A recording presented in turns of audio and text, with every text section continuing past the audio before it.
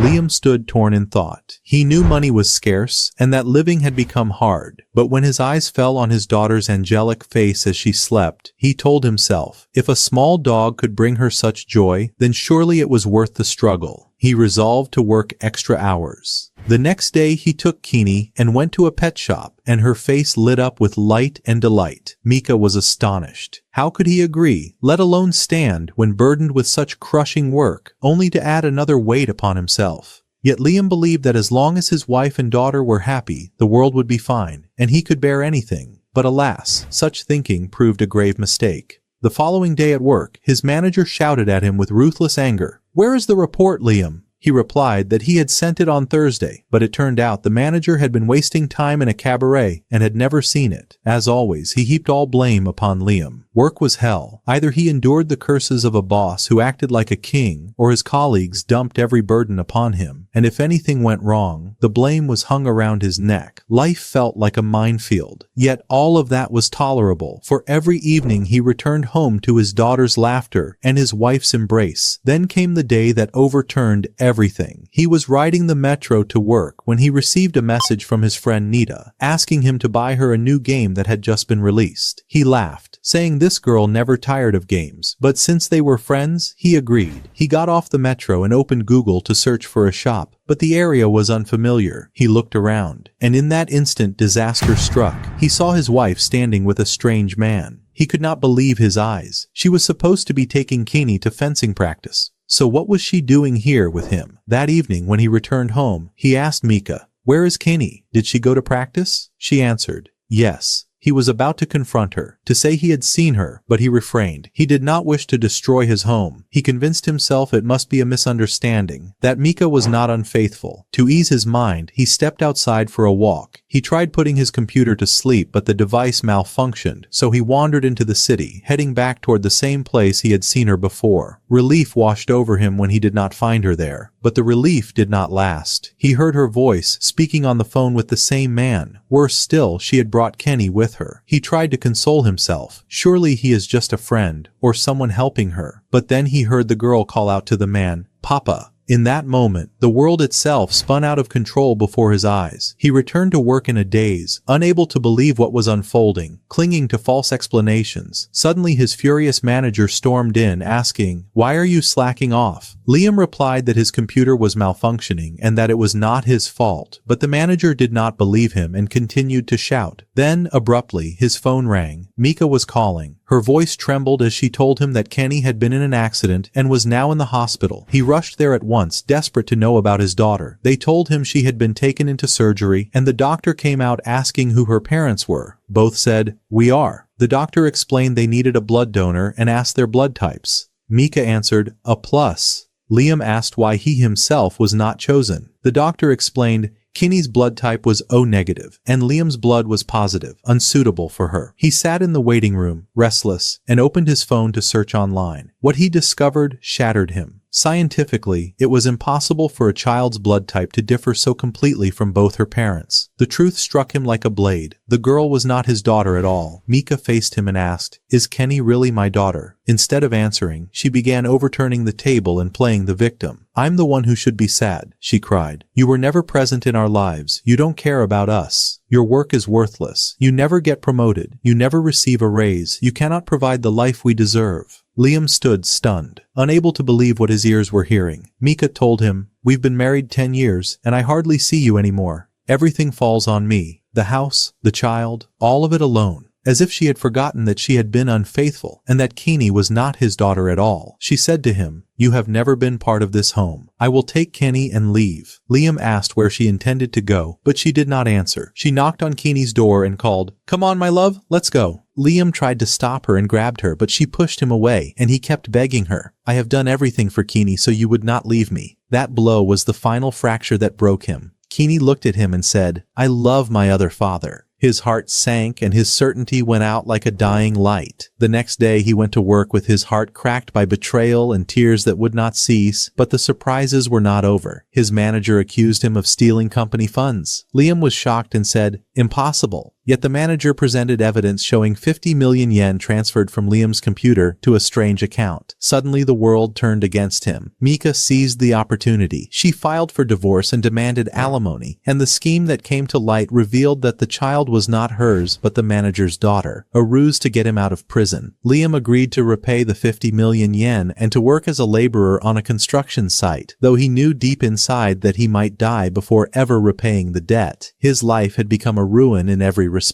The only thing that brought him a sliver of joy was a message from Nita, telling him that the final episode of Gundam had been released. He had wanted to invite her to watch it together, but he deleted the message. He did not want her to know how low he had fallen. He tried to fool himself, saying, maybe things will get better if I keep working and try harder. But while eating lunch he suddenly coughed blood. He realized he was gravely ill and that his days might be numbered. At night he tried to sleep, but the coughing grew worse and he could not even afford to see a doctor for the simplest reason. He had no money. Liam sat on the bed feeling himself dying slowly, his eyes half open, his body exhausted. Suddenly a bright light appeared above him and he began to see a strange vision, dreamlike yet uncannily real. The vision revealed everything. The one who had stolen the 50 million yen was none other than his manager. And worse, Mika, whom he had believed loved him, had been unfaithful with that man from the beginning. All her talk of neglect and tears had been planted lies. She had used him for money and had participated in framing him. Liam was stunned and could not believe his eyes. Then a strange man appeared and spoke in a calm voice. "Hello, my friend. All of this is true. Will you let them get away with it?" Liam's heart filled with rage and he thought, no, they must pay even if it costs me my last breath. The stranger seemed pleased by his anger and stepped closer. "Good that I came today," he said, "but I have not yet told you who I am." Liam asked who he was and why he had come. The man explained that he had taken an interest in Liam's case because he saw him as a good man. Liam exploded. "Yes, I was good, and that goodness is what made me lose everything. If time could turn back, I would live selfishly, thinking only of myself." The stranger smiled, delighted by that admission, and said, "Very well, that is why I am here now. I will give you a second chance, a chance to live another life in a completely different world. All you must do is choose the world you want to go to." Liam, teetering on death atop his bed, could not tell whether these were hallucinations or truth before departing, but he told himself, "If this is my last chance, I must choose wisely." He remembered the game he and Nita loved, and he chose a world like that game's world, even if it meant being born there as a farmer on the margins of a distant planet. The strange man said to him, "I love you, and for that reason I shall make you a son who rules an entire planet." For the first time in so long, Liam felt a glimmer of hope, believing that the life ahead would be far better. With his final breath, the contract was signed, and suddenly Liam found himself in another world, on a planet called Hydra, and the day happened to be his 5th birthday. His mother had prepared a grand celebration. When she wished to present his gift, she said, "Follow me, Liam." Then she performed a light flight incantation beneath her feet, and he rose into the air, imitating her, the two of them soaring together into another chamber.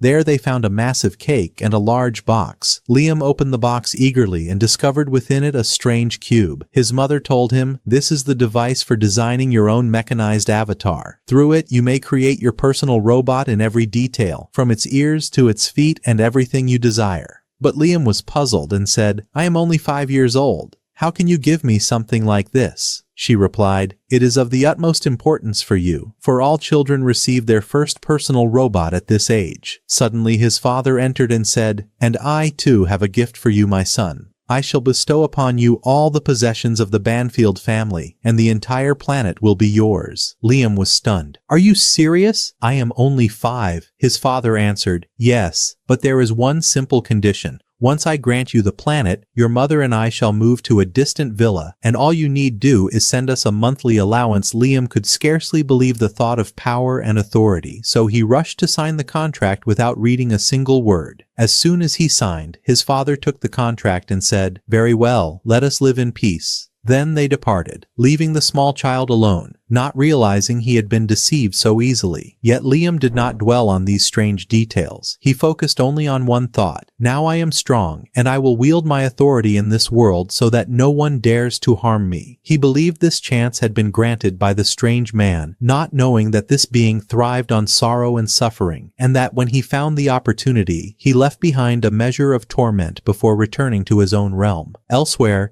Mika was sitting with the manager in a restaurant, laughing with him, both of them radiant with joy. The manager said, "Honestly, I feel a little guilty. I destroyed Liam's life. He was truly a decent man." Mika laughed and answered, "And why should you feel guilty? He deserved it. He wasted 10 years of my life." Suddenly the police stormed the place and surrounded the manager. "You are charged with falsifying accusations and embezzlement. We have recordings and testimony from your colleagues proving it." The manager tried to deny it, but the game was over. As for Mika, she found herself without support. The man she had clung to was imprisoned, and she was left destitute, sprawled on the pavement with no future. The strange man stood watching the scene, savoring every moment of the misery he himself had orchestrated. But this time he resolved to make her suffering many times worse than before. The same strange man who had transported Liam to the other world now sat, unleashing a demonic laugh from deep within him, determined to relish every moment of anguish Liam would endure. For in this world, my friend, people live long lives, meaning Liam's torment would last not for years, but for centuries. In another part of this world, an entire planet was under assault by the ghost pirates. Their captain thought he had secured victory, but suddenly his men began to explode one by one. Then he beheld a lone woman in the air, majestic in her bearing, floating in the sky. She was Christiana, the first princess of the kingdom of Li. She was not merely a princess, but one of the greatest warriors in all the realm. The moment she entered the battlefield, the pirates began to fall one after another, and their forces retreated. Even as the pirates decided to flee, Christiana commanded her soldiers to continue the attack, declaring, "We shall teach them a lesson that history will never forget." At that very time, Liam was receiving his newest gift, a personal robot. Yet, to his surprise, it came in a box that resembled a child's toy chest. The servant said to him, "All you need to do is touch the box, and it will open on its own." As soon as Liam touched it, a maid robot fell out before him. She rose with graceful poise and said, "My name is Amagi, and from this moment onward, I am at your service, Your Excellency." The servant added, "Amagi will be your personal aide and serve you 24 hours a day, though she will require maintenance once a week." A little while later, Liam lay back, receiving a shoulder massage from Amagi. The servant glanced at him cautiously and asked, "You look unfamiliar to me."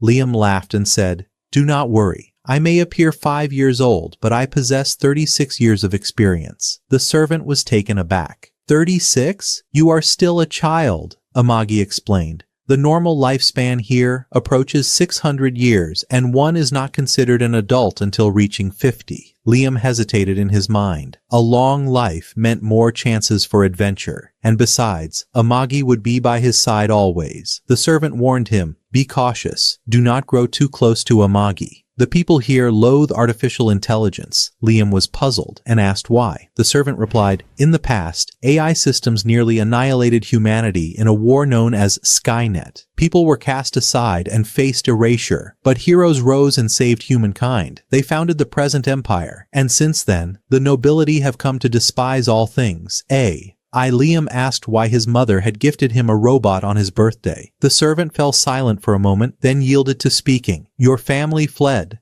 Liam sprang forward, delighted. "Fled from what?" the servant answered. "From Thab Quartz." Liam grinned and asked, jubilant, "Lands? Wealth?" The servant said, "No, debts. Endless debts." Liam was stunned. How could that be? The servant continued, "Your great-grandfather Astor once elevated the Banfield name. But your father squandered everything. The factories stopped, the farmlands were lost, troubles erupted, and now you are made responsible for it all." This was only the beginning of his suffering. Elsewhere on Hydra, some people sat in a tavern talking about the new lord, who had become the region's ruler as a 5-year-old. One of them said, "I cannot stand this place. Every time a new lord arrives, taxes rise for no reason." Another replied, "There is nothing we can do. Let us hope he is more merciful than his predecessor." Liam sat on his bed, his mind unable to grasp what had occurred. How had the Banfield territory sunk into poverty, and how had they decided to saddle a child with responsibility? He thought a moment, then absorbed a bitter truth. They placed me here specifically to inherit these debts. In his previous life he had been belittled, exploited, then abandoned.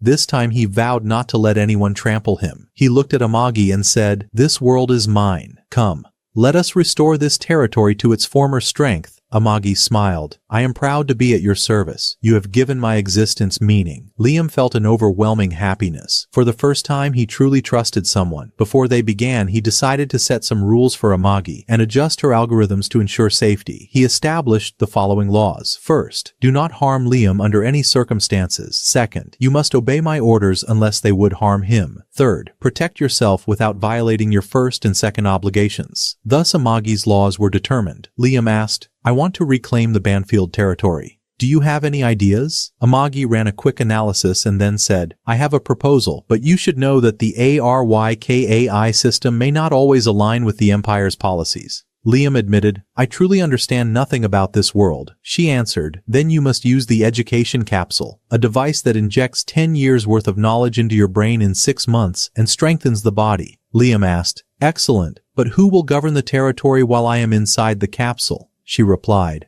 "I will act as your proxy. Rule the territory on my behalf until you return." The servant Brian intervened in astonishment. "Have you gone mad? You will leave the territory in a robot's hands?" Liam replied calmly, "Amagi will do nothing wrong unless I command it. Besides, no law forbids this, does it?" The servant fell silent. The agreement was made, and the capsule was readied. Liam looked at Amagi before entering and asked, "Do you possess feelings? Do you sense anything?" Amagi replied, "I am not certain, but when I was instructed to be your companion, my data was suppressed into a program directive, and by your human account I experienced what you call happiness." Liam said to her, "Very well, guard the territory. I will enter to learn, then return to seize control of this world." The territory was entrusted to the robot's hands, and after a short while the capsule opened. Liam found Maji standing and waiting for him. His first question to her was, "How long was I inside that capsule?" She answered, "You slept for 2 years, Liam." After he dressed, Maji sat and explained the state of the territory, informing him that affairs had been running smoothly. He thanked her for her efforts and said he wished to tour the territory with his own eyes. Maji smiled and said, "Come, first I will show you the fleet of space warships." It was the first time Liam saw the territory in truth, not through pictures or reports. What most captured his attention were the robots. He asked Maji if he could try one, and she rejoiced. "Of course, I will prepare a test for you at once." She explained that the suit moves on its own. All he need do is imagine the motion he desires, and it will execute it immediately. "Then let me try," he said. He donned the suit, and the moment it activated he could move. He felt a surge of excitement and declared his desire to try combat while wearing it. Maji replied, "Do not worry, I will arrange a training match for you at once." You command soon. The planet's defense commander arrived. When the battle began, the commander lunged at Liam and struck, but Liam parried. The commander feigned defeat. Liam smiled mockingly and said, "Your acting is very poor." He understood the commander was teasing and not taking the matter seriously. Angered, he said, "Take this seriously." Yet he could not overwhelm him. The commander was stronger. In the second round, the commander attacked again, seized his sword, and felled Liam with astonishing speed. Liam was shocked and could not understand how he had lost so swiftly. Maji then explained that the suit's movement depends on imagination, and that veterans like the commander command it with mastery far beyond his. After this defeat, Liam felt humiliated and demanded Brian bring him a combat instructor at once. Brian tried to calm him. "My lord,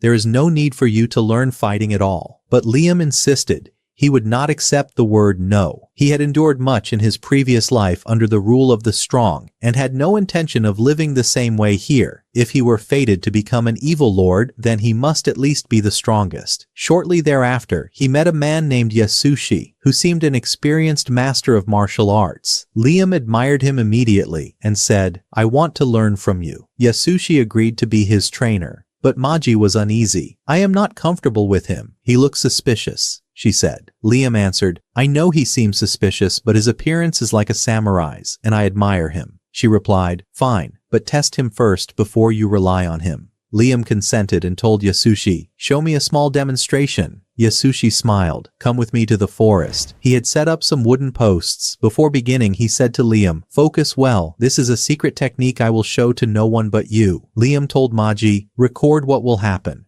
Yasushi took a ready stance. drew a part of his sword and returned it in a flash. Suddenly, every wooden post split in two. Liam was stunned. Incredible. What speed is this? He asked Maji to play the recording in slow motion, but even slowed, the camera showed no trace of the sword being drawn. He concluded that the speed must be so extraordinary the camera could not capture it, and he was utterly astonished. He then asked Yasushi to be his formal teacher. That night, Yasushi returned to the forest alone, laughing. Can you believe he fell for this trick? I had cut the posts beforehand. They were barely standing, and when I nudged them, they fell. He was happy that Liam would give him a great deal of money despite his having done nothing noteworthy. Meanwhile, Princess Christiana was on her way to meet the pirates to negotiate peace. It was Joe who sought the truce, but when Christiana arrived, he said to her, "You have made a grave mistake coming alone." Christiana answered firmly, "I am not alone. If you attempt anything, the Alliance fleet will destroy your ship." She thought she was frightening him. But Joe was not afraid at all, for he knew that the Alliance in truth stood with him, not with her. Suddenly a message reached Princess Christiana, informing her that the pirates had already attacked her planet. She was stunned, unable to comprehend how this had happened, for her world was fortified and well defended. Joe said to her coldly, "The alliances you forged were not all sincere. Some accepted my offer and betrayed you." At that very moment, her crew reported that every fleet ship of the Alliance had turned their cannons against hers. She could hardly believe that Joe had managed to turn her entire army against her. She had no choice but to submit to his command. Meanwhile, on Liam's planet, he was still training with Yasushi until the drills exhausted him, yet he could not master the flash movement, the very strike that had once split the wooden posts. Liam asked Maji if there was any way to learn this skill, but as an artificial intelligence, she did not possess the knowledge.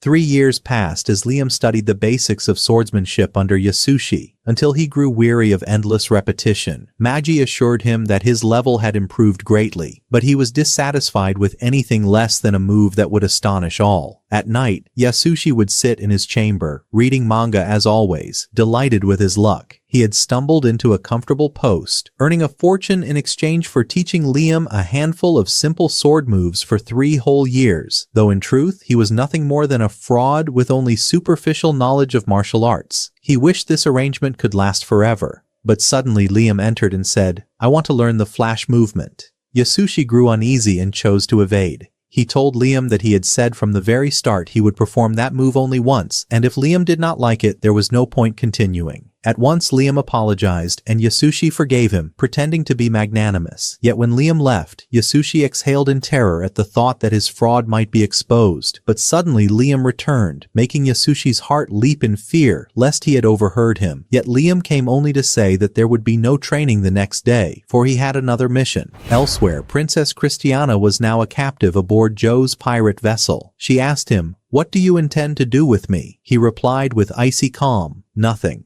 I merely wanted you to witness the scene from the front row." She did not understand until she saw the fleets turning their cannons toward her planet. Then she realized he intended to annihilate it entirely. She broke down in tears, begging him to stop, but he ignored her pleas and ordered his men to fire. Powerless, she stood watching as her home world, the place of her birth, erupted before her very eyes. At that same time, Liam remained on his planet, still frustrated at his inability to master the flash movement. Yet he understood he had no time to waste and focused instead on his duties as Lord. He asked Maji for a monthly report. She presented him with charts and statistics on the economy. The debts remained, though production had seen a slight rise. Liam was pleased with her diligence, for she was managing the affairs with true devotion, yet she warned him that growth was slower than expected because of extravagant spending on entertainment projects, which had yielded no results to match the expense. Immediately, Liam demanded a detailed report of entertainment expenditures. With his prior knowledge of accounting, studied before his death, he quickly spotted discrepancies and ordered the program's overseer to be summoned. A pompous noble arrived, brimming with self-confidence, but Liam confronted him directly. "If you have something to say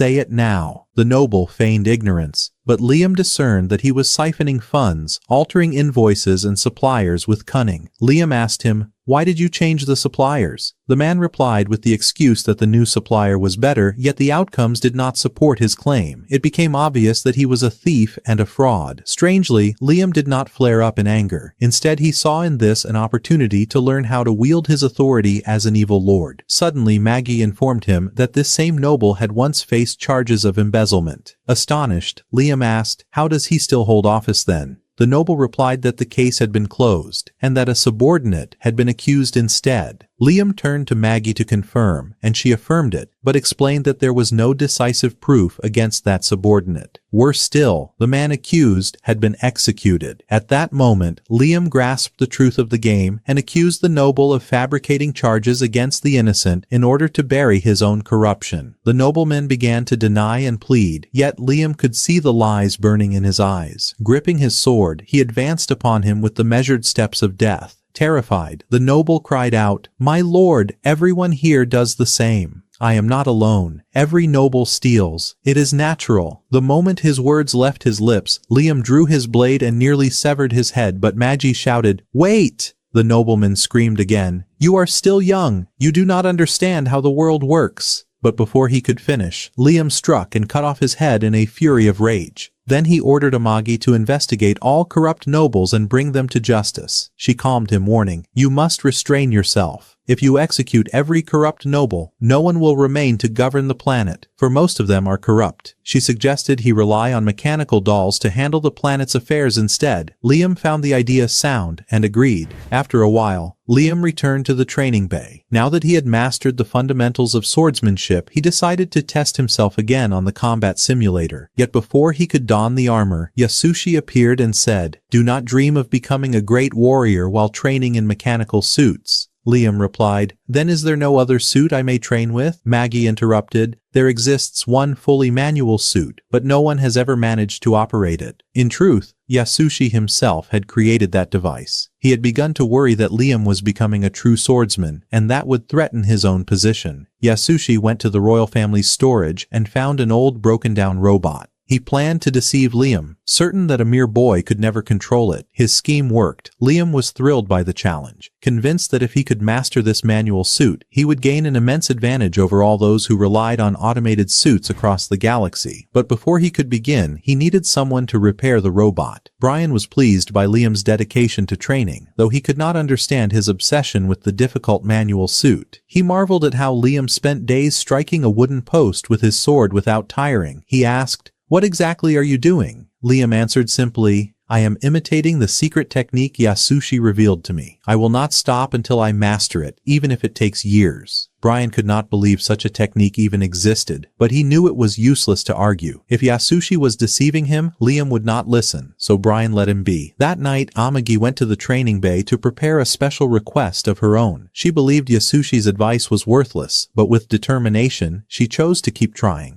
Yet she lacked the skill to repair the robot alone, so they were forced to summon a specialist. The next day, Liam and Amagi went to the port to receive Nias. The moment Nias saw Amagi, she began to act strangely. Liam thought someone from the Empire would surely be displeased to see a robot, but the opposite happened. Nias was almost unnaturally excited, as though she were obsessed with machines. They brought her to the robot and asked her to repair it. Nias shook her head. "This machine is completely ruined. Save your money, buy a newer model." But Liam insisted. She explained that spare parts were no longer manufactured and that the repair would cost dearly. Still, Liam did not care. He said he would pay any amount, so long as it was restored. Before they began, Liam made an unusual request. He wanted the robot to have a finishing move. Nias frowned and asked, "What do you mean by finishing move?" Liam explained eagerly that he wanted the robot to unleash a powerful attack, perhaps a missile strike, or even for its arm to detach and rocket into the enemy's face like a projectile. It was a childish idea, but Liam was thrilled by it. By chance, Yasushi entered the training bay at that moment. The sight of Nias caught his attention at once, and he struggled to compose himself as he approached her with his usual lies and exaggerated charm. But Nias ignored him entirely, absorbed instead in Liam's excited explanation of why a rocket punch would be useful. Patiently, she dismantled his reasoning, pointing out that rocket engines would consume too much space, and that losing the robot's arm mid-battle was utter folly. Still, Liam stood firm, and at last they reached an agreement. From there, the two dove into a lively conversation about how wondrous and magnificent robots truly were. As for Yasushi, he stood at a distance, unable to believe that Nias admired Liam more than him. Perhaps the reason was that Liam was truly a likable person. Unlike himself, the jealous failure who could only watch. Consumed with spite, Yasushi decided to subject Liam to an impossible training. He blindfolded him with a cloth, set him atop a tree trunk in the middle of a lake, and began hurling flying balls at him while chanting nonsense. This will open the eye of your mind so you may sense attacks without sight.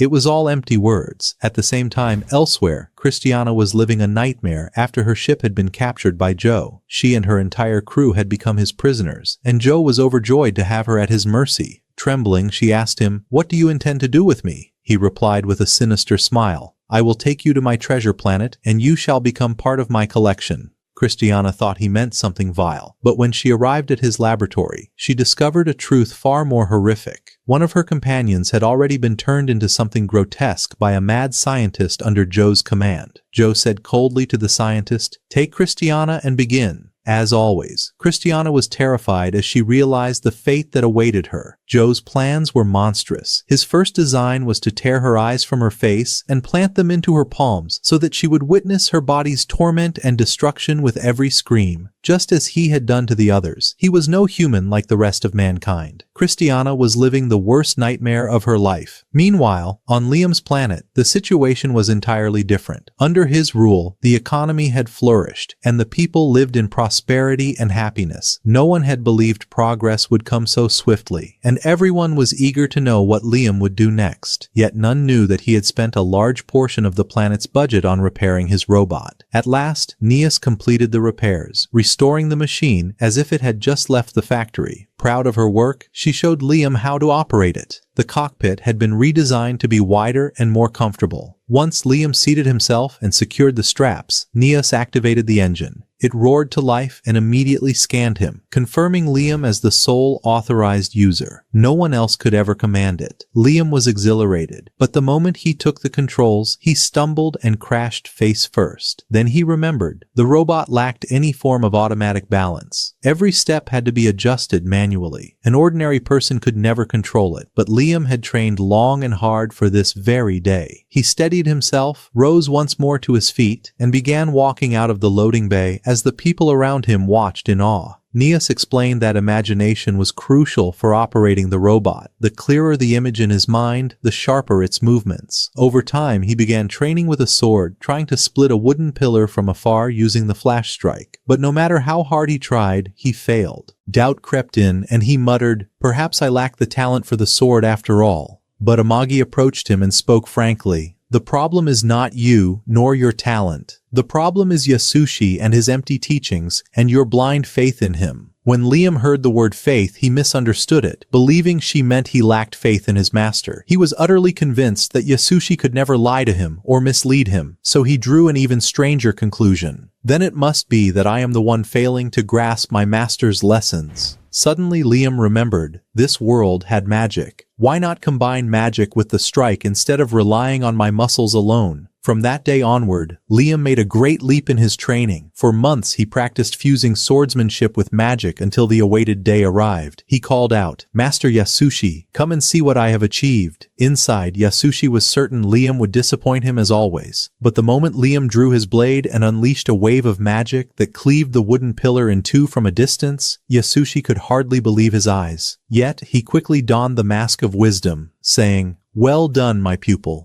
But you still have a long road ahead to truly master the technique." Inwardly, however, his heart collapsed. He was shaken to the core. That boy is unnatural. I lied to him for years, and still he accomplished the impossible.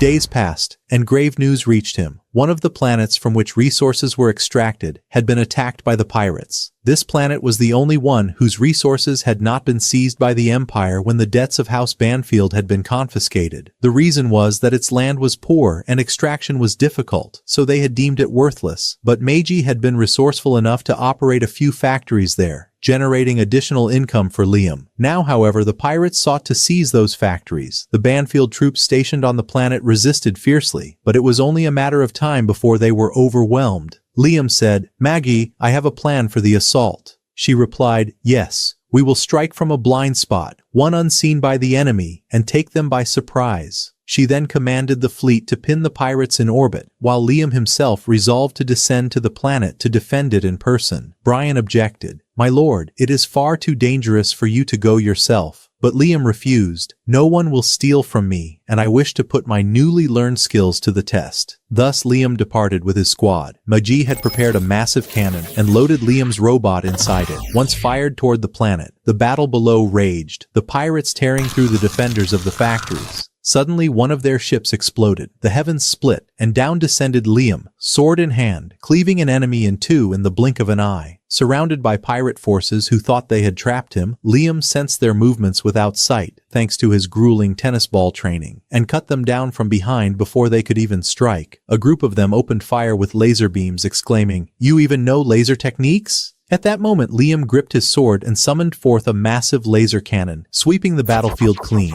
The pirates panicked. "This is no human," they cried. Attempting a foolish mass charge, they lined up together. Liam roared, "It is time to reveal the true secret." Drawing his sword, he unleashed a single wave that split half their remaining forces apart. Many collapsed in terror, and the rest fled in haste. Yet Liam did not relent. He raised his hand and fired what he called a missile strike. But what manifested was not a missile. It was a nuclear warhead that annihilated everything, leaving none alive. Scowling, Liam muttered, "This is not what I asked for, Neas. I asked for a missile fist, not a nuclear bomb." At that very moment, a call came through from Maji, reporting that she had destroyed 30% of the pirate fleet, seized another 30% of the pirate fleet percent of their ships to rebuild into their own army, while only 40% had escaped. Smiling, Liam said, "Excellent work, Magi." When the news reached the pirate leader, he nearly lost his mind with rage. He ordered his scientists to muster every resource for a counterattack, but in the end had no choice but to retreat to avoid total annihilation. Yet Joe would not allow matters to end so easily. He resolved to crush the retreating pirates, slaughtering those who faltered, and afterward to set out personally to pursue his mission elsewhere. Meanwhile, Liam and his legends returned in triumph after the battle. They had not only reclaimed the resources but also seized several pirate vessels. By imperial law, whatever one plunders from the pirates becomes his own. Fortune favored them further, for those captured ships were filled with stolen treasures. The moment Liam heard the word treasures, his thoughts flew to gold and silver, but Brian reminded him, "What we possess is far more precious." Maji explained that the ships carried rare metals such as orichalcum and adamantite. Yet Liam cared little. He dreamed of a diamond crown, though diamonds in this world were but glittering stones of no real worth, while orichalcum and adamantite were of immense value. Still, it did not matter to him. He wanted something that made him feel wealthy. When Brian told him there was some gold aboard, Liam rejoiced and ordered him to mint a vast number of gold coins. When Brian asked whether he should mint coins from the other metals as well, Liam replied, "No, of course not. I will not waste them. We shall forge them into weapons for the army." Then Maji spoke gravely. "We face a great problem. Our forces are in poor condition. The Banfield fleet numbers 10,000 ships, yet when inspected, most were found unfit for service. When the order to mobilize against the pirates was given, only 30% of them could enter battle." She was astonished they had triumphed at all. The reason was clear. The pirates had underestimated them. The Empire itself considered Banfield territory impoverished, so the enemy assumed their assault would be easy. And indeed, perhaps it should have been. But Liam's skill in command turned the tide entirely. Yet Magi believed that the pirates had resolved to launch a full-scale assault, and the army would not endure under such circumstances. She was dissatisfied that more than 70% of the fleet's ships were out of commission. So she said to him, "I have an idea. Let us dispose of the broken vessels." Brian objected immediately, saying that such a move would lower the army's ranking and render it an easy prey, and he was right. Repairing them would cost a fortune, and William had no desire to pay such an amount. Thus he tentatively approved Meiji's proposal, partly to ease Brian's mind. She also argued that they could purchase new ships, and if they sold the precious metals seized from the pirates, the funds would not only cover the cost, but perhaps even exceed it.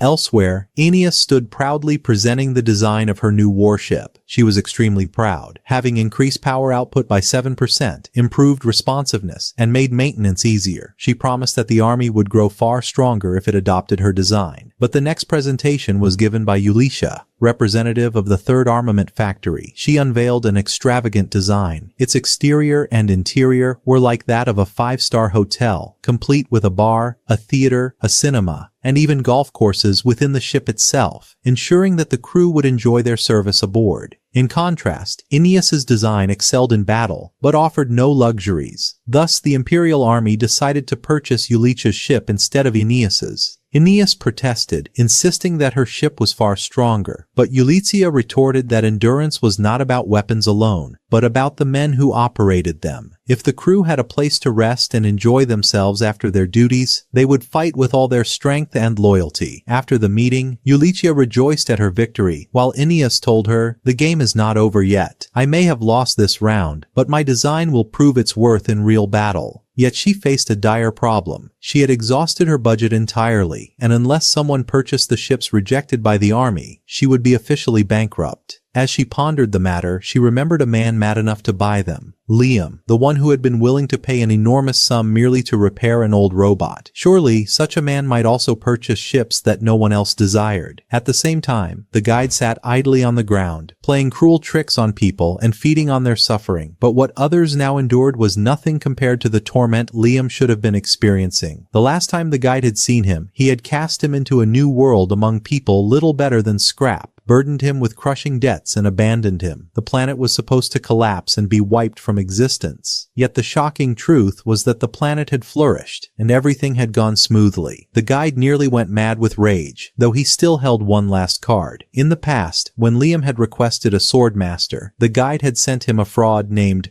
Yasushi, a man who did not even know how to hold a sword, ensuring that Liam would never have a real chance to learn. In the local taverns, people spoke of how the economy had improved under Liam and celebrated his rise as ruler. Meanwhile, Yasushi sat alone, drunk and dejected. Liam had long since realized that he was being deceived, that Yasushi had only been trying to rid himself of him with impossible tasks. But the shocking twist was that Liam had learned and mastered techniques that even Yasushi himself did not know. When the guide heard such rumors, he was astonished and went to see with his own eyes. He found Liam training, splitting dry logs apart without even touching them, and was dumbfounded. He became convinced that Liam's power was not some gifted miracle, but rather the fruit of his own sweat and toil. The guide could no longer comprehend how everything had gone so well for Liam. What was even stranger was that Liam himself had never expected such an outcome. At the age of 5, he had been abandoned, his family drowned in debt sufficient to destroy the life of any ordinary man. Yet somehow things had worked out. His economy improved, his life became like a dream, and all of it sprang from the unyielding spirit within him. Meanwhile, the taste of life turned bitter in the guide's mouth. He could not endure it, and so he began once more to feed on Yasushi's endless negativity, soothing himself slightly, while plotting a new scheme to destroy Liam's life. The guide was wagering on one thing, that Liam now stood at the peak, and casting him down from such heights would restore to the guide a fresh flavor of victory. At that very moment, Liam was conversing with Magi about the warships. He asked if she had found anything useful, and she informed him that the Imperial Army was modernizing its fleet and selling off older models at cheap prices. Though outdated, Imperial vessels were still far superior to anything else on the market. Liam agreed at once, but there was a condition. If they bought the ships, they must operate their crews as they were, for the Empire was trying to rid itself of unwanted personnel. Hiring those soldiers would be costly overall, yet Magi believed they could shoulder the expense from the real budget, and that most of those crews possessed extensive experience that would only strengthen Liam's army. When Liam heard this, he was convinced and approved the deal. The guide overheard everything, and seeing a golden opportunity to ruin Liam's life, decided to play his hand. He seeded the ranks of soldiers being sent to Liam with a cadre of extremists, men fanatically loyal to a dangerous degree, certain they would expose Liam's supposed fraudulence when they clashed, and would turn their backs on him before his troops. At that moment, Yasushi sat at home suffering a headache from too much drink, bewildered at how his life had sunk so low. When Nias's voice stirred him and he rose quickly to play the part of the teacher. At first Nias distrusted him, but after witnessing Liam's progress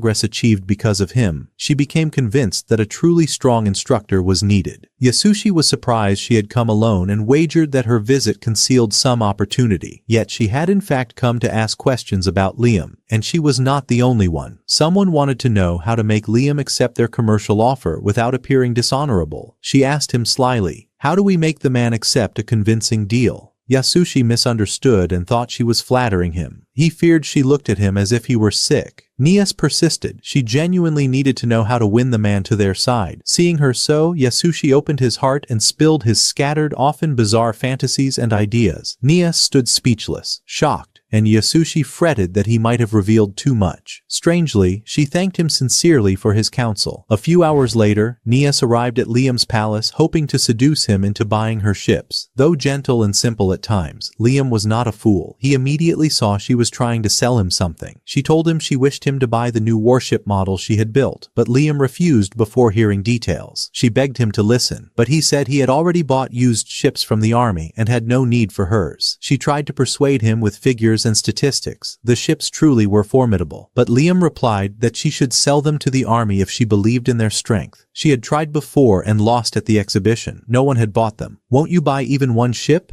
Or 200, she asked, offering to help him secure a loan if necessary. He cut her off. "Enough talk. I cannot bear the thought of debt again." She grew desperate and nervy from her despair and tried to tempt him anew. Liam recognized Nias's type, yet this time she seemed genuinely broken. To end the awkward moment, he decided to purchase a few ships. He asked Magi if surplus funds existed in the budget, and she answered that they could acquire roughly 300 vessels. Nias lit up and promised to dispatch them immediately. Her cries of joy echoed through the streets as she shouted to her crew, "Prepare 300 ships for sale now." Her coordinator was astonished to learn she had finally found a buyer. Hours later, the new ships Liam had purchased arrived and lined the quay. Liam boarded one to inspect it, pleased to have obtained modern models, though puzzled why the Empire had chosen other designs over these. This ship contained almost no luxuries. Nias defended her choice, insisting lavish designs had no battlefield value, and she was right, but that did not negate the fact that people loved the appearance of luxury as well. To finalize the deal, she asked him to sign the receipt, but she also made another request. Would he grant her some of the pirate ships seized days earlier? He refused categorically, explaining his intention to add them to his fleet. She tried again. "Could you at least give me 1 or 2 vessels?" He refused again. Magi interrupted and proposed a solution. Give Nias 1 ship she desired on the condition that she modify the rest of the captured pirate vessels to align with Liam's fleet systems. These ships contained strange technologies from beyond the Empire and must be adapted to operate harmoniously with the rest of the armada. Nias agreed at once. For her, repairing a few ships was far easier than the wealth of information she could extract from such mysterious technology. Liam began to think aloud and said, "Let us go and see one of the pirates' ships for ourselves." And indeed, the 3 of them went together to inspect one, and it was utterly unlike the traditional vessels Liam was accustomed to. Nias was brimming with excitement. "This ship is a technological treasure," she said. "It is filled with ideas and innovations we could replicate." Liam himself felt delighted when he saw a massive steering wheel in the center of the control room. He was instantly fascinated by it and requested that Nias install one like it in his own ships. Yet she explained to him that, while its appearance was pleasing, its function was far weaker than digital control panels. The screens were faster and far easier to handle. Liam, however, did not care. He admired it purely for how it looked. Nias continued her exploration inside the vessel, and with every step her astonishment grew at the advanced technologies hidden within. "The gravity laser is operating at an advanced level," she exclaimed, "and there are inverted ether generators, even artificial intelligence fully integrated within the systems." She could hardly wait to return and begin analyzing all the data. Meanwhile, Liam's eyes caught sight of something resembling a dog, standing silently in a corner. He walked after it to see what it was. Nias noticed his strange behavior and asked, "Are you all right, my boy?" He answered, "I saw a dog, or perhaps a cat here." And suddenly, it vanished. They then entered the chamber into which the creature had gone, only to discover that it was the navigation or sonar room of the ship. Amagi activated the system and explained that this chamber recorded every journey the ship had ever taken, mapping its earlier routes. They discovered that the pirates had been raiding and invading planets across the empire of Drarain. At first it seemed ordinary enough, but after scrutinizing the data, Amagi uncovered a strange pattern. Every time the pirates returned from a raid, they entered the empire through a teleportation gate, then performed a small jump along the frontier. That frontier was a region long disputed between the empire and other states, making it nearly impossible to monitor properly, and thus it had become the pirates' perfect hiding place. Liam asked her for the coordinates of that small jump, but unfortunately the numbers changed each time the pirates returned from a raid. Amagi began analyzing the coordinates they had retrieved and charted a map of the ship's trajectory. To her astonishment, it aligned perfectly with a small wandering planet, drifting lost in the depths of space. Its orbit was so precise and peculiar that reaching it was nearly impossible without prior knowledge of its position. She voiced her suspicion. This could very well be the pirates' hidden base. But Liam replied confidently, "No, I have seen many pirate films. This planet is without question their treasure island, where they hoard their spoils." Once they had gathered the necessary information, Jazz asked, "What will you do now?" Liam answered without hesitation, "There is no need for lengthy explanation. We shall attack the planet." Meanwhile, the surviving pirates from the last battle returned to their leader, Joe. He flew into a rage, bellowing, "How dare a worthless noble mock us and make us a laughingstock before the entire galaxy? We cannot allow this." In fury, he declared that he would punish the failures with unforgettable lessons. He locked them into capsules and detonated them before the public. Back with Liam, his fleet departed at once to launch their assault on the treasure planet. But to reach it, they had to pass through the Domus Gate, which connected them to another gate on the planet Belmonia, from which they could continue their course. Amagi sent a request for passage, but it was denied. She had not paid the transit fees. Suddenly, a call came through from a gate officer addressing Liam directly. "Sir, the fees are calculated by the weight of what is being transferred and the distance of the jump. You intend to send an entire fleet. The charges will be immense." Liam said, "Very well, I shall pay. But unfortunately I did not bring the funds with me. I will provide them upon my return." The officer replied coldly, "No, sir, that will not do. The financial rating of House Banfield is 0. Even quick loan companies refuse to deal with you. You must pay in advance or provide a trusted guarantor." Liam considered returning to gather money, but that would cost both fuel and precious time. So he demanded to speak with the officer's superior. The officer answered, "I am the superior." Liam then declared, "Very well, I shall meet you myself." Amagi grew alarmed and asked if he was certain. If the manager had been unmoved on the phone, he would not likely change his mind in person. But Liam replied with full confidence, "No, I possess extraordinary negotiation skills. He will agree."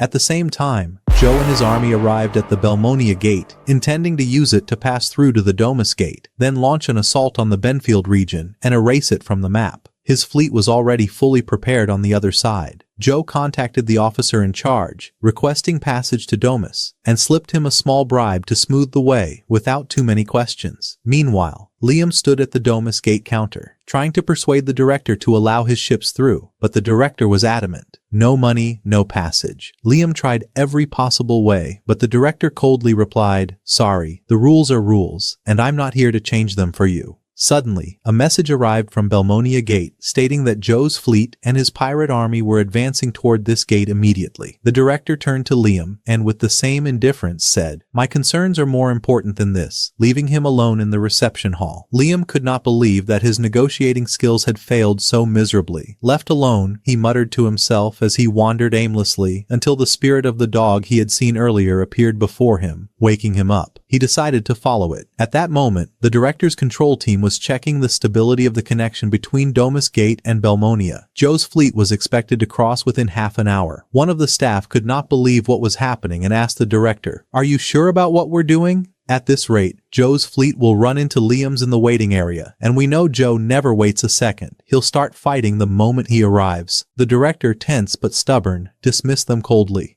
Go, take a break. There's no need to panic. None of them dared to say aloud that his refusal to act could cost everyone their lives. By coincidence, after the staff left the control room, Liam, following the spirit of the dog, slipped inside unnoticed. Looking around in astonishment, he found the place empty. He approached the main screen and was shocked. The gate was already open and connected to Belmonia. Liam thought the director had carelessly opened the way for free, but as he studied it more closely, he noticed the alignment was completely wrong. This must be a simple mistake by the director. I'll fix it, he said to himself. He began working on the control panel, trying to reverse the gate's direction. After a long struggle, he managed to partially correct the alignment, but his interference caused an unintended distortion in the gate. Anyone inside Subuldodi would emerge at a completely random location. Since Liam did not know anyone was inside, he thought to himself, no harm done. Suddenly, he received a call from Amagi, urging him to return quickly to the ship because someone was guaranteeing their rights. Surprised, Liam asked, "Who is it?" When he returned, he learned that the guarantor of Amagi's rights was Neas, who said, "This is the least I can do after Liam helped me, especially after he bought ships and left me some of the pirates' vessels."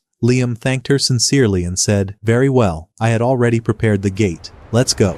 The fleet departed, and after half an hour they arrived at Belmonia, leaving only a short distance before reaching the rogue planet to begin their mission. Meanwhile, Joe was still trapped inside Subuldodi, unaware that Liam had altered the course. After a long time, he began to suspect something was wrong. His crew said, "Captain, we're almost through the gate." Smiling, he replied, "Finally." But the moment they emerged, they were struck with horror. His fleet had landed right in the middle of the Imperial Fleet training zone, facing more than 100,000 warships. Joe had fallen into a devastating catastrophe. At that same moment, Liam arrived at the planet. He ordered everyone to prepare and launch the attack immediately. About 20 pirate ships stood in their way, more than triple Liam's fleet, but most of them were idle and unprepared. The sudden strike was enough to shatter them completely. Some ships tried to resist, but what happened next was even greater. Liam emerged from his vessel in the midst of battle. Having readied his mech, equipped with a massive weapon, he roared,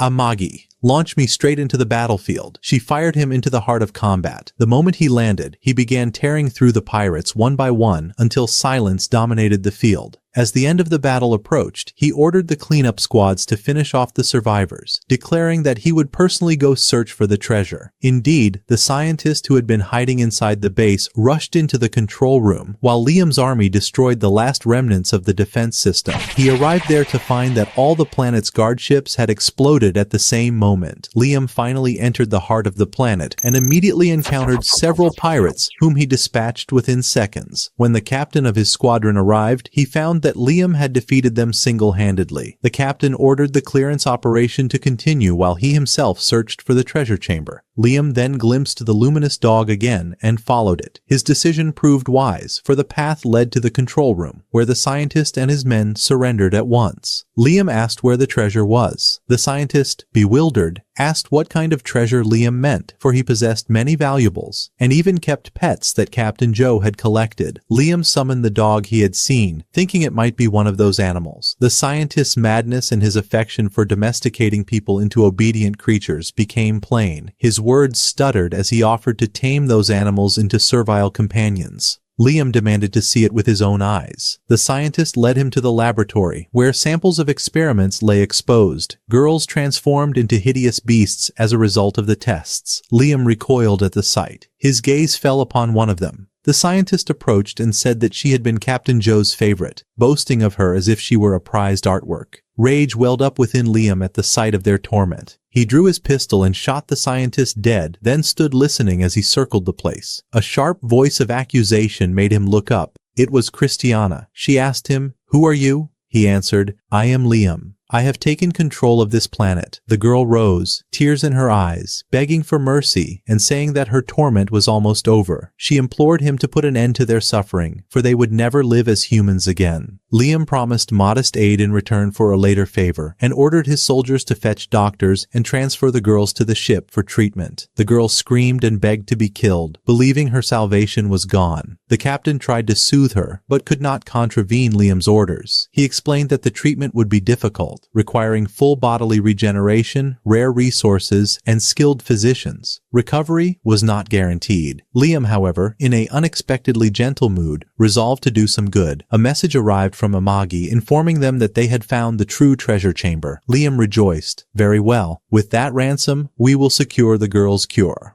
Liam returned to his planet, and Nias came to visit him. She knew he had triumphed over the pirate base and suggested buying some warships to celebrate. Liam smiled and refused the pillage, yet those around him argued that her ships had proven useful and generated great profit from the attack, and that he should invest further. Nias persisted with enticements and threats, but Liam snapped at her. Be silent. Her blandishments and menaces failed to sway him. People presumed she had been the cause of his obtaining the pass for the space gate, so opposition to her ceased, and he agreed to hear her request. Liam asked Magi how much of the treasure would suffice to purchase a number of ships. She replied that after deducting mission expenses, they could buy about 5,000 ships. He and everyone present were stunned and immediately set about preparing an order to buy 5,000 vessels. He tried to arrest the decision before this madness became reality. At the same time, Yasushi was walking the corridors devising a new trick to swindle money from Liam, and by chance he spotted Nias passing by, speaking on the phone. He heard her say, "I placed a huge order after exhausting myself completely, as I always do." Yasushi felt that Lian was exploiting her as if she were a plaything in his hands. Indignation flared within him. This pleased the mentor, who waited for him to drown in negative emotions. Meanwhile, Liam was still searching for Nias when Yasushi stopped him. "Come with me." He took Liam to the training yard, blindfolded him, and strapped weights to his body, throwing him into an impossible training regimen. This time, Yasushi sent dozens of automatic drones that launched tennis balls at Liam from every direction at a speed greater than ever before. Liam could not fend them all off. He took consecutive blows to the head. Yasushi increased the intensity of the attack until Liam collapsed, sitting on the ground saying, "I cannot parry every strike with a single sword." Yasushi replied coldly, "Stop making excuses. You are the only one who must find the solution."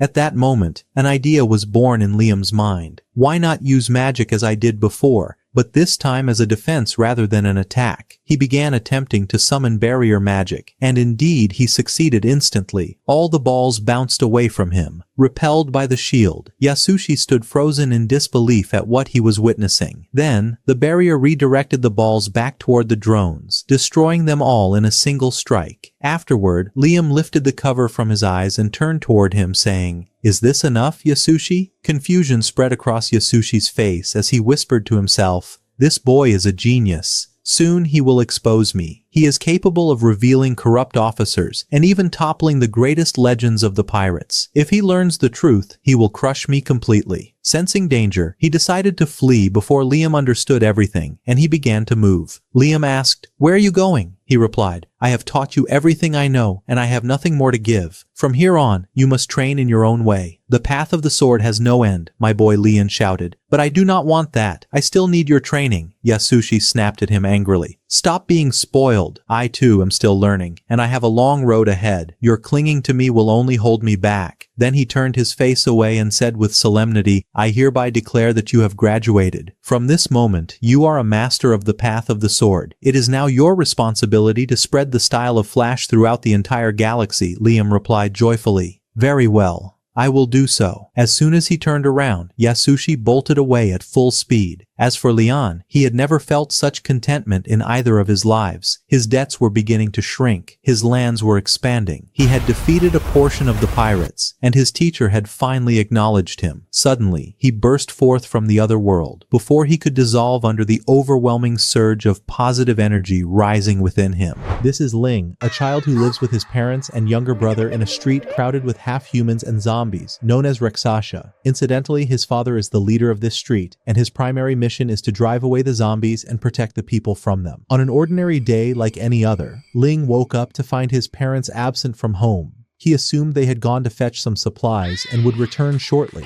The first day passed, then the second, then the third, and he was still waiting for them, but to no avail. Meanwhile, his younger brother, Yan, began to cry, appearing hungry. Ling tried to prepare some milk for him, but being young and inexperienced, the milk spilled and burned Yan's hand. Nevertheless, he endured the pain and finished preparing the milk to feed his brother. Ling continued to wait for his parents day after day, but the shocking truth was that they never returned. Over time, he began to lose hope, and due to his naivety, he decided to survive as best as he could. In desperation, he even considered feeding his brother from sheer hunger and despair. He did not realize that the food would eventually run out, and indeed, that is exactly what happened. Finding nothing to eat, he decided to wait a little longer, hoping his parents would come back. The next morning, he heard a sound in the yard. He rushed downstairs, thinking his parents had returned, but his disappointment was immense. The source of the sound was a stranger, who, upon seeing him, struck Ling powerfully in the face, knocking him to the ground and said, "From now on,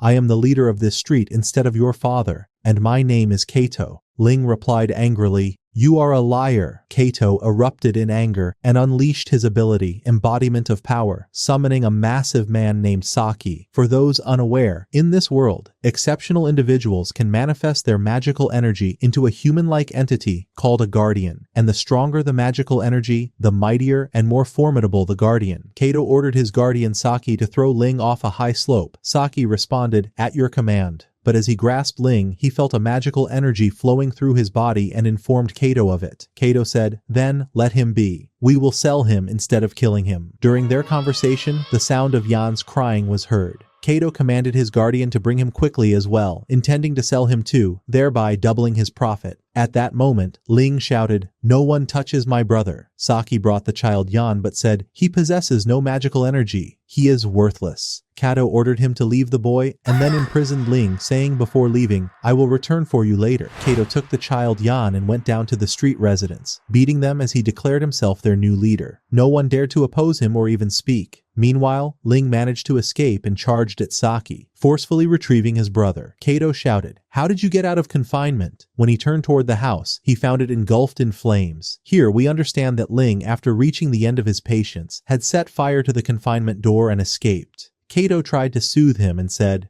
"Come with me, and I will secure a happy life for you." But Ling did not hesitate for a moment. He leapt straight into a strange gate behind him, vanished in an instant, and was transported to the human world. There, he knew no one and found no place to sleep except beneath a bridge. He and his younger brother survived by stealing from a few shops to stifle their hunger, until the owner of one shop grew tired of them and sent a man named Ada to deal with the problem. When Ling saw this man, he said sharply, "Go away." But Ada replied calmly, "I did not come to harm you. I brought you some food, and I have an offer." Ling took the loaf of bread and asked, "What offer?" Ada said, "I can take you to an orphanage where you will eat, drink, and sleep for free." Ling refused, saying, "I will stay here and wait for my parents to return." Ada smiled and said, "Very well. If you ever change your mind, come to me." Then he left. After a while, hunger gnawed at Ling again. He rummaged through garbage for something to eat, but found only a small toy, which he gave to his little brother to cheer him. He returned to the streets, waiting for someone's pity, but no one cared. Dogs harassed him day and night. The world had closed its doors to him from every side, and his plight could move even stone to tears. Days passed, and Ling continued living on the streets with Yan as the seasons turned until winter came. Yan Furi fell gravely ill. Ling Renalmo took him to the hospital hoping for a cure. After the examinations, the doctor told him, "Your brother has a severe cold. If it is not treated quickly, he is at risk of dying. I can treat him in 10 minutes, but you have no money. Leave this place." Ling left shattered and sorrowful, his face a map of helplessness and pain, as if the weight of the whole world pressed upon him. A small child bearing burdens that even men could not endure. He had no choice but to turn to Atta, the man who had earlier offered help. Ling Di ran to him and begged, "Please take me to the home. Just treat my brother." Atta agreed at once and took him to the place he had claimed was an orphanage. There, Lingri was given a warm bath and delicious food and began to relax a little after long days of misery. But suddenly he noticed his brother Yan missing. He searched the place everywhere until he overheard Atta speaking with a strange man. "Where is the money?" Atta asked. The man replied, "I am still looking for a family to buy the older child. As for the younger one, he is sick, so I threw him in the garbage." What horror! Atta was selling children to other families for money, and everything he had said about an orphanage was a wicked lie. Ling heard it all. His face trembled with shock as he asked,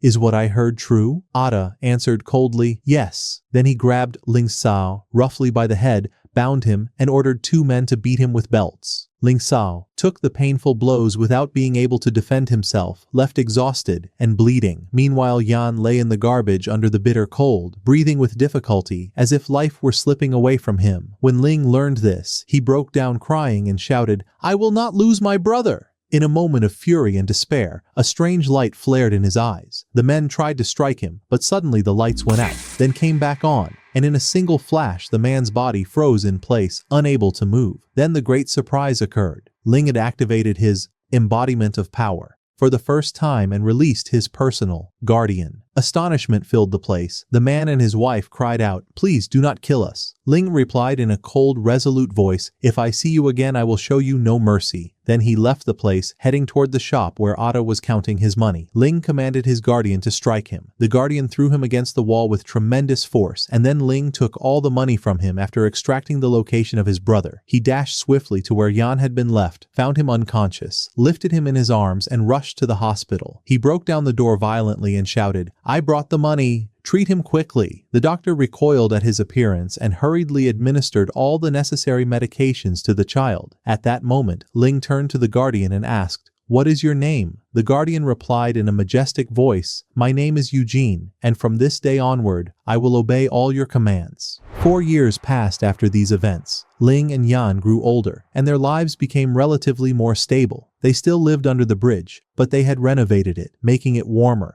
Often they roamed the city with Eugene, stopping bullies and protecting the weak. One day, Ling sat with his brother talking about their old home. Yan said, "I wish I could go back and see it, but I have no magical energy, and I cannot enter the street Rexasha." Ling smiled and said, "Do not worry, I will take you in as I took you out before, using my power." Yan rejoiced greatly and thanked his brother warmly. The two of them rushed toward the street gate and entered without difficulty, surveying the place with nostalgia and calm. Suddenly, without warning, a giant zombie appeared, smashing the gates and seizing a small girl, almost killing her.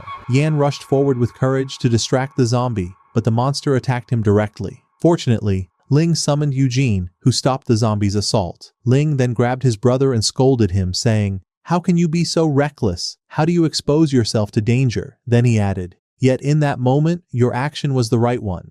Ling joined Eugene in the fight, but the zombie struck him and threw him away. Eugene caught him, attacked again, and the three entered a fierce battle. Eugene executed a legendary move, lifting the zombie high into the air, then Ling struck it in the open area, ending the threat there. The street residents watched in astonishment, unable to believe how a child of his age could defeat a zombie with such strength. News of the event reached Kato, and the shock was immense when it became clear that the vile Kato had unleashed the zombies and ordered them to attack the residents merely for his amusement, out of boredom. He also commanded them to search for the 2 children and bring them in as quickly as possible. The zombies attacked the residents, demanding to know the children's location, but no one knew. Fear gripped their hearts, and some people even turned into zombies due to hysteria and loss of control. Meanwhile, Ling and Yan decided to return to the human world, as the situation had become extremely dangerous. Suddenly, Kato appeared before them. Ling ordered his brother to hide and summoned Kato's guardian Saki, who attacked Eugene with rapid strikes and drove him back, finally delivering a devastating blow that left Eugene injured on the ground. Kato approached Ling, grabbed him by his clothes and said, "I have received news of a dangerous criminal. This is the one who killed your parents." Hearing these words, Ling was struck by intense pain as all his memories resurfaced. He screamed from the anguish of loss and remembrance. Kato seized him and sold him to that person, then sent his guardian to search for the young child Yan, for it was impossible that he had left the street without possessing magical energy. On the other side, we saw him hidden with a girl who belonged to a species called Bach, unable to speak. Our hero was sent to an island called the Island of Death, to be trained there. The commander told them everything about the place, saying that all the inhabitants there are children tortured to improve their skills, and that anyone who reaches 18 without progress has their memory erased and is sent back to the human world. Ling Chi understood the situation quickly, plunged into the water alone, and nearly drowned because he could not swim. The commander seized him and said,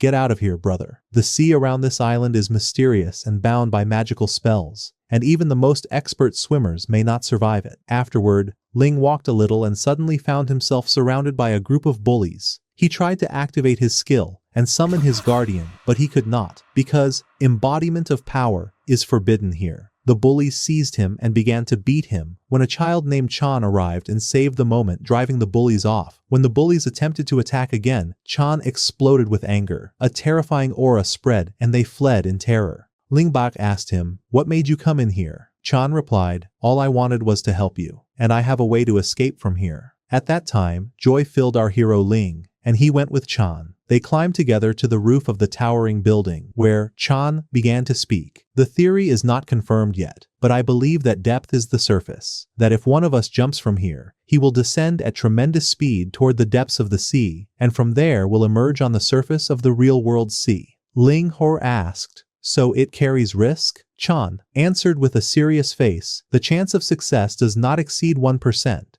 The chance of failure is 99%, and if you fail, you will drown. The decision is yours." Ling did not hesitate for a single moment. He jumped straight into the sea, plunged to its depths, and suddenly found himself back in the human world. A fisherman saw him, rescued him, and brought him ashore. Elsewhere in the story, Kato had forced the half-humans to work as slaves under his control and assigned the zombies to oversee them. Because the half-humans could not bear the sight of the zombies, terror filled their hearts, and many began to turn into zombies themselves. Kato then ordered them, "Fight among yourselves, and whoever remains alive will join me." A bloody battle erupted among them, until only one zombie remained, but that zombie ambushed Kato and attacked him unexpectedly. Kato summoned his guardian, Saki, who seized control of the situation with astonishing speed. We return now to our hero, Ling, who was riding a bus bound for Rexasha Street. The next day, Kato arrested a group of half-humans and questioned them about Yan's whereabouts. Unfortunately, what we feared occurred. An old man, frightened for his life, revealed where Yan was hiding. Kato sent the zombies to capture him. Shortly after, they found Yan and the girl who had been with him and began beating her mercilessly. Yan rose up and shouted, "Leave her!" He tried with all his might to activate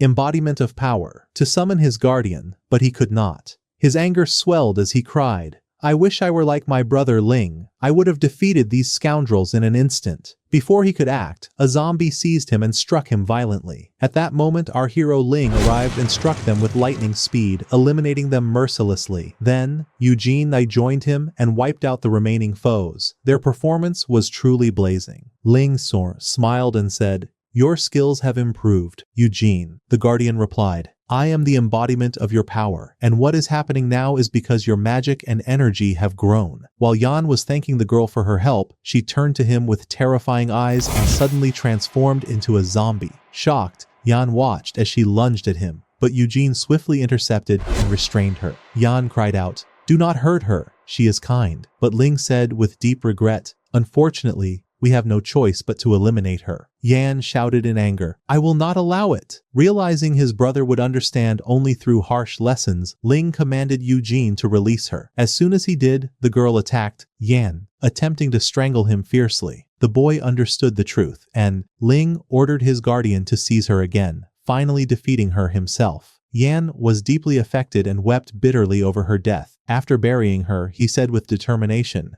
"I will train and become stronger to protect those I love, and even without magical energy, I will fight with everything I have." Ling Seo told his brother, "Do not worry, we will train together." They vowed to always support one another.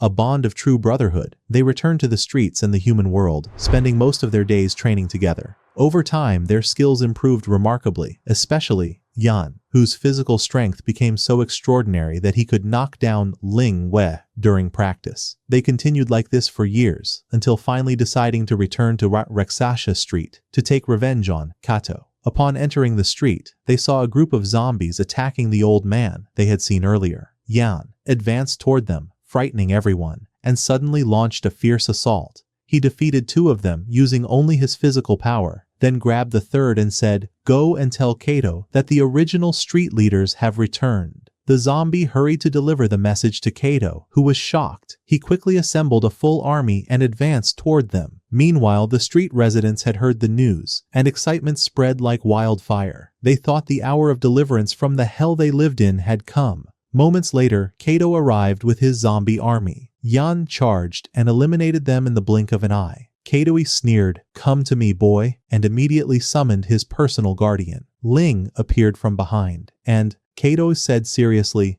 "So the one who defeated all the zombies is the younger brother. I will not allow this to escalate further. Quickly, Kato commanded his guardian Saki to attack Eugene, but he was surprised when Eugene easily repelled the strikes. A fierce battle erupted between the guardians while Ling slowly approached Kato and said, "Scum like you do not deserve to be a leader." Kato lunged at him and a fierce duel ensued, ending swiftly with Ling and Eugene victorious and Kato and Saki thoroughly defeated. After the battle, Ling and Yan went to their father's house, the former leader, but Kato did not give up. He followed angrily. Upon arriving, he shouted, "Stay away from my house." To their surprise, Ling discovered that he had destroyed their old home and built another in its place. Continued, "This tree your father always guarded was not just for protection. It contains immense magical energy that has yet to be utilized." Suddenly, Kato cut a part of the tree and consumed it, causing his magical power to rise unnaturally. It became clear that the tree was unique in the world, absorbing and storing nature's magic. As the magic transferred to Kato, his power increased tremendously. Worse, the strength of Saumur embodiment of power, his guardian Han Sakiyao, grew at the same rate. To demonstrate this, Saki attacked Ling and Eugene without warning, striking them to the ground with destructive blows. They tried to fight back, but were powerless against this overwhelming force. Kato intensified the situation, seizing Dax, Ling,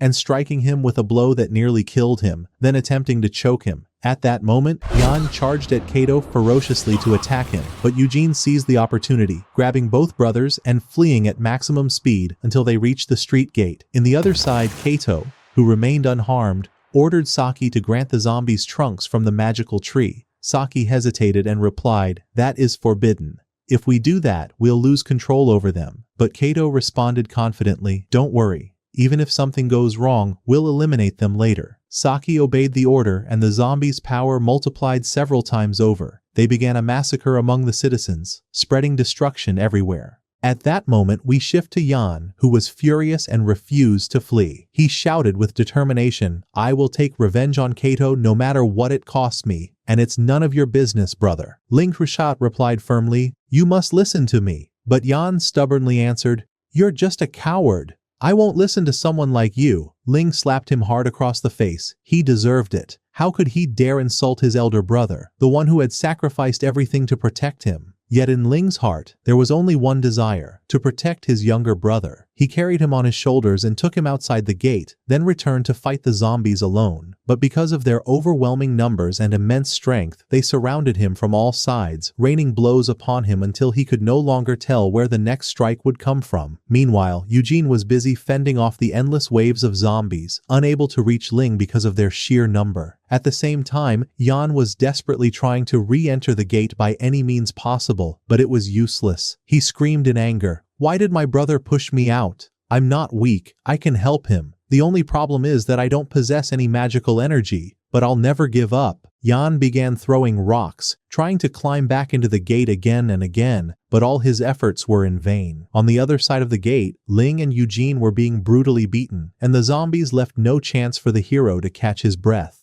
And if you thought he was weak, you'd be wrong, for he was fighting entire armies. Every time he destroyed one squad, another appeared, then a third and a fourth, until his body was exhausted and his energy completely drained. In the end, he was defeated. The soldiers dragged him before Kato, informing him that they couldn't find the younger brother. Enraged, Kato killed the soldier who delivered the report, then ordered the others to search for the second boy as quickly as possible. He also told Saki to torture Ling until he confessed his brother's location. But our hero didn't utter a single word. All he said was, "I want to go home, to my father." Kato's anger grew, and he said mockingly, "Your father is dead. Stop this nonsense. I'll find your brother and bury you both together." Ling replied with confidence, "You'll never find him. I've hidden him somewhere safe." Kato's eyes narrowed in suspicion, and he questioned the soldiers about where they had found Ling. They told him they discovered him near the street gate. Kato smirked wickedly and said,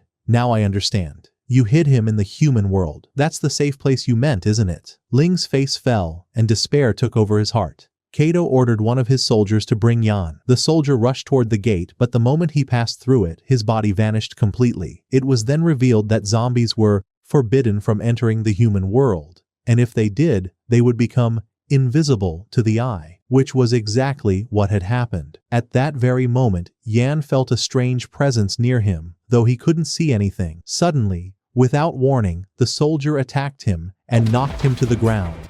The blow was so strong that Yan began to bleed, but he spat that blood right into the soldier's face. To his surprise, the soldier's features began to appear before him. Yan realized instantly that it was one of Kato's zombie soldiers. The soldier then struck him violently and threw him aside. As he wiped the blood off his face, his features vanished once again into invisibility. Suddenly, a large number of soldiers arrived. Do you think Yan would be afraid? No. He smiled to himself and said, "This is exactly what I wanted." An incredible idea struck him. He dashed toward the water cannon. The zombies tried to stop him, but he kept going and broke it. Water poured down like rain, revealing the hidden zombies. Jans leaped onto one of them, struck hard, and pushed them toward the gate. Both of them fell inside. Afterward, they headed to Kato's house. When Kato saw them, he was shocked, yet spoke with chilling calm. "Don't get full of yourself. You're just a child." Yen charged with blinding speed, but Kato dodged every strike and landed a powerful blow to Yan's face. Yan rose again, and both brothers attacked together in perfect synchronization. Their dual strikes were breathtaking, yet they barely affected Kato, who ordered coldly, "Stop this meaningless revenge. Go home. Such acts are pointless. The world runs on strength. In this forest, the strong devour the weak." Ling replied firmly, "You're wrong." He tried to get closer and strike him, but Kato raised his aura massively, freezing him in place. The younger brother refused to yield and attacked. Kato Rees grabbed Honinyansky Steba's head and said coldly, "I'm bored, so I'll do something entertaining. I'll erase your memories for a while and plant new hatred inside you. Hatred for your own brother. You'll kill him, and once he's dead, I'll return your memories." Ling shouted, "I won't let you," and lunged, but Kato struck him down effortlessly. In a desperate move, Ling ordered Eugene to attack, yet Saki intercepted him, and a fierce battle erupted between the two. Meanwhile, Kato executed his vile plan. Yan's memories vanished in mere seconds. His expression changed, his eyes turned blank, and Kato-hun roared, "He's your enemy. Kill him with this knife." Yan grabbed the knife and rushed at his brother. Lingao tried to wake him with a strike to his face, but it was useless. Yan attacked again and again. Ling dodged every blow until the knife flew from Yan's hand. Then, Yan turned and struck Ling across the face. Eugene, exhausted from fighting, saw Ling's dire condition and ran toward him. Kato ordered Saki to eliminate him. Saki hesitated. He knew this wasn't a warrior's act, especially since the fight involved two children, but in the end, he couldn't defy his master. He released arrows one after another until Eugene collapsed to the ground. At that moment, Yan was relentlessly beating his brother. Blood poured from Ling, his condition critical. Yan approached to finish him with the knife, but suddenly, tears streamed down his face for no reason. He sobbed, "How can I hate you? When I'm about to kill you, I cry. Who are you?" Ling, gasping for breath, replied, "I'm your older brother." He tried to remind Yan of their happy and sad moments from the past. Yan couldn't recall everything, but a voice deep inside whispered that it was true. This was his brother. Suddenly, Kato shoved Yan forward. The knife plunged into Ling's body. Yan froze, horrified, then burst into tears screaming, "Please don't die! I don't want to be alone!" Then he began to remember the song of loneliness his brother used to sing for him. Memories flooded back all at once. At that moment, Ling whispered weakly, "I'll always live in your memory." He closed his eyes and death embraced him suddenly. Yan, struck by the tragedy, screamed at the top of his lungs, "Don't die, big brother. I can't live without you. No matter how hard life was, it was bearable as long as you were with me." Seeing all this, Eugene, still alive but gravely wounded, realized despair was not an option. He took out a strange box, broke its seal, and from it emerged a magical staff and a vast horde of demonic creatures. Jimon told them everything that had happened and begged for help. One of the creatures accepted and became a guardian to protect the brothers. The rest offered their power to Yan. Slowly, Eugene's body began to fade. Breaking the seal required a sacrifice, and he had given his life. Yan could see nothing but darkness. Only one desire remained: revenge. He ordered the new guardian to follow him, and together they faced Kato. Kato, shocked by what he saw, commanded Saki to attack, but the guardian seized Saki without hesitation, then delivered a fatal punch to Kato, igniting a furious battle. Yanmom unleashed a storm of relentless, destructive blows, shaking the pillars of the building until part of it collapsed. Kato Kadisai tried to resist the overwhelming force but failed. Yan's attacks were merciless and unending. In a final act of desperation, Kato shattered nearby glass and used it as a weapon, but Yan struck him with a legendary blow that broke the ceiling above. The assault continued until Kato, in panic, released the zombie cells. They rushed at Royaro surrounding him, yet Yan did not stop. He detonated a massive explosion that obliterated the entire place. Saki grabbed Kato and fled, but the Guardian chased after them while Yan threw the ranks of zombies surrounding him without mercy. Saki Yao tried to resist, yet his strength was almost gone. The Guardian's power was legendary. With one fierce charge, he launched an attack so overwhelming that Saki couldn't endure it. Desperately, Saki tried again, but a single devastating blow knocked him to the ground. Kato, still confident, smirked and said, "There's no need to worry. Every zombie in this street obeys me." But to his shock, the zombies turned on him, swarming around with the intent to kill. He stood frozen. These were the very creatures he himself had transformed and taught to kill. Saki, realizing the danger, summoned the last fragment of his strength and fought off the horde, striking each zombie down one by one until none remained. When he reached the last one, he delivered a powerful punch that ended its life. Kato gave a smug smile. "Now that your strength has returned, Saki, finish that giant off." But to his horror, Saki was barely standing. His body trembled, his energy vanished, and before Kato could react, Saki's form dissolved into nothingness. Kato stared in disbelief, his mind breaking under the weight of the reality before him. He collapsed to the ground like a madman. The Guardian then stepped forward to finish what was left. At that moment, Yan arrived and stopped the fight. He grabbed Kato and hurled him beyond the gate of Rixasha Street, casting him out into the human world. Then Yan stood tall before the humans and declared, "I am the strongest person alive. I am the leader of Rixasha Street." But, to his misfortune, the humans before him turned out to be mere gang members. They laughed, then grabbed him and began to beat him mercilessly. Elsewhere, Yan sat alone on a pile of rubble, grief consuming him as he mourned his brother. Suddenly, a man appeared, the same mysterious figure he had seen before. Santam. Santam told him that the Council of Lords had chosen him to be the new leader of the street, yet Yan showed little interest, until the moment he saw his brother Ling standing behind Santam. He froze, unable to comprehend what he was seeing. Ling had become a spirit, a true spirit. In that instant, Yan realized that his brother was still with him and would never leave him alone. Ling urged his brother to accept Santam's offer, and Yan finally agreed, asking for more details. Santam explained, "The lords of the street have decided that you shall become the new leader,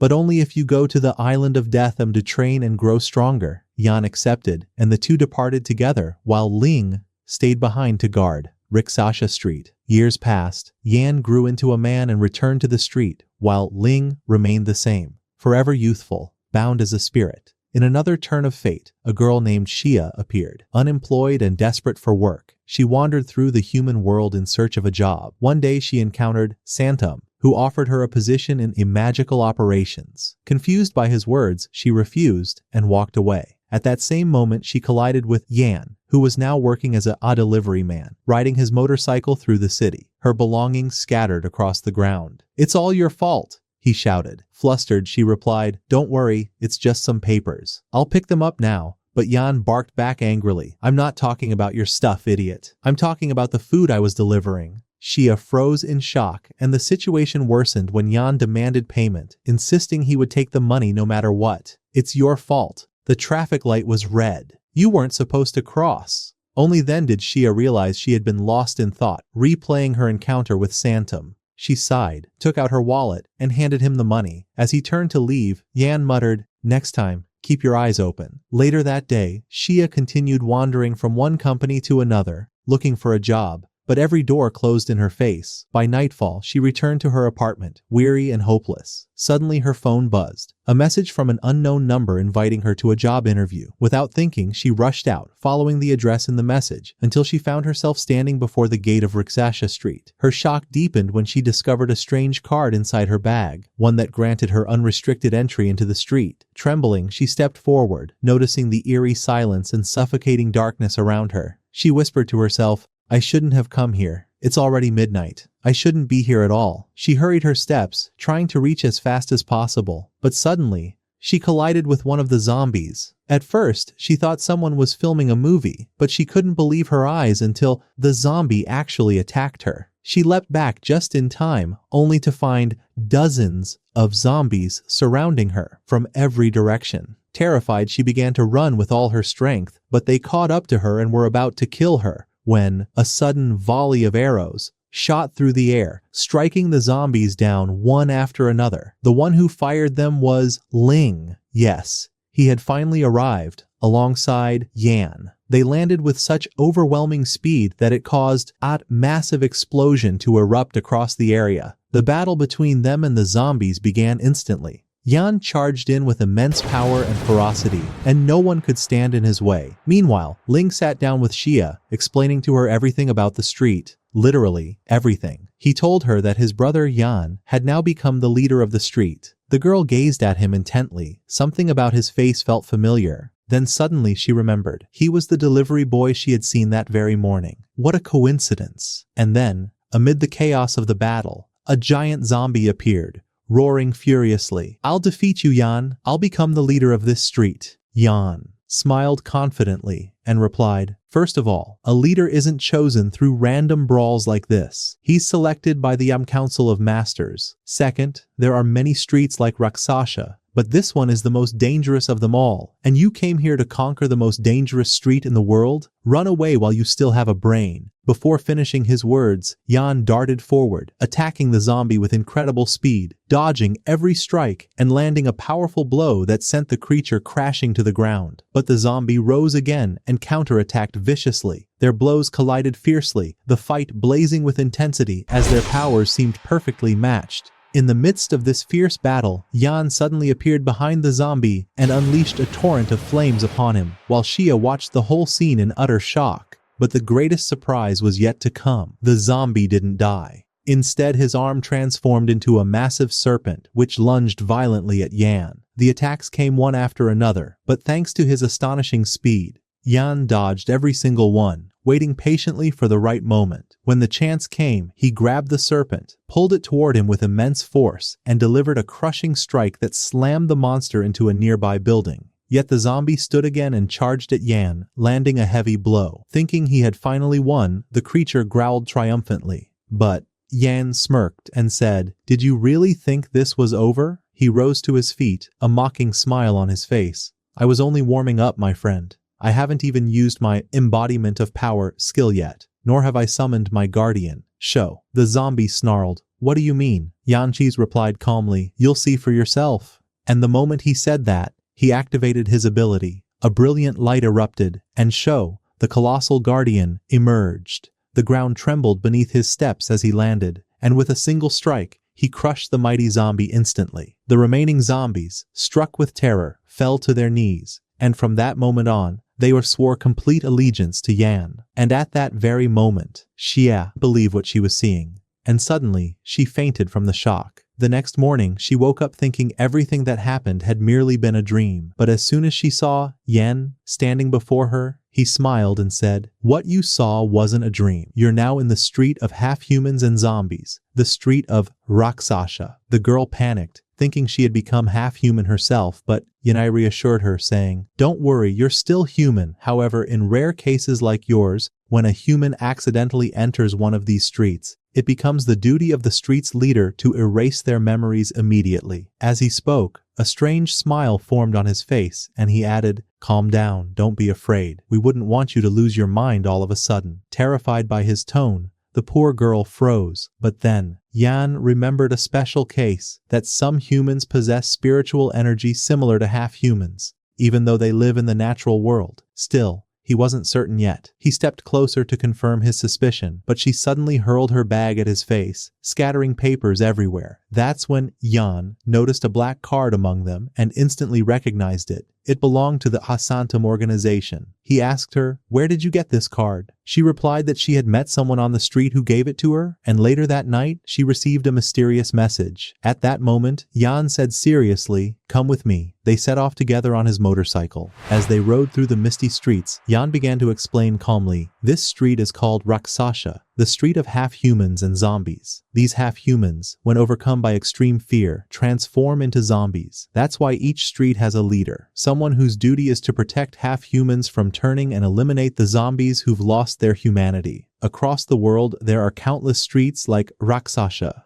But ordinary humans have no idea they even exist. Xia interrupted him, asking about the giant warrior she had seen the night before. Yan smiled, then summoned the same warrior before her and said, "This is Shou." He explained, every gifted individual possesses a unique ability known as manifestation of power. Some manifest their power as a magical weapon, while others, like me, manifest it as a warrior who fights by their side. The strength of that warrior depends on the strength and magical energy of their master. That's really all there is to it. When he finished speaking, he turned his gaze toward the horizon. That's when Xia noticed a large horde of zombies gathering ahead.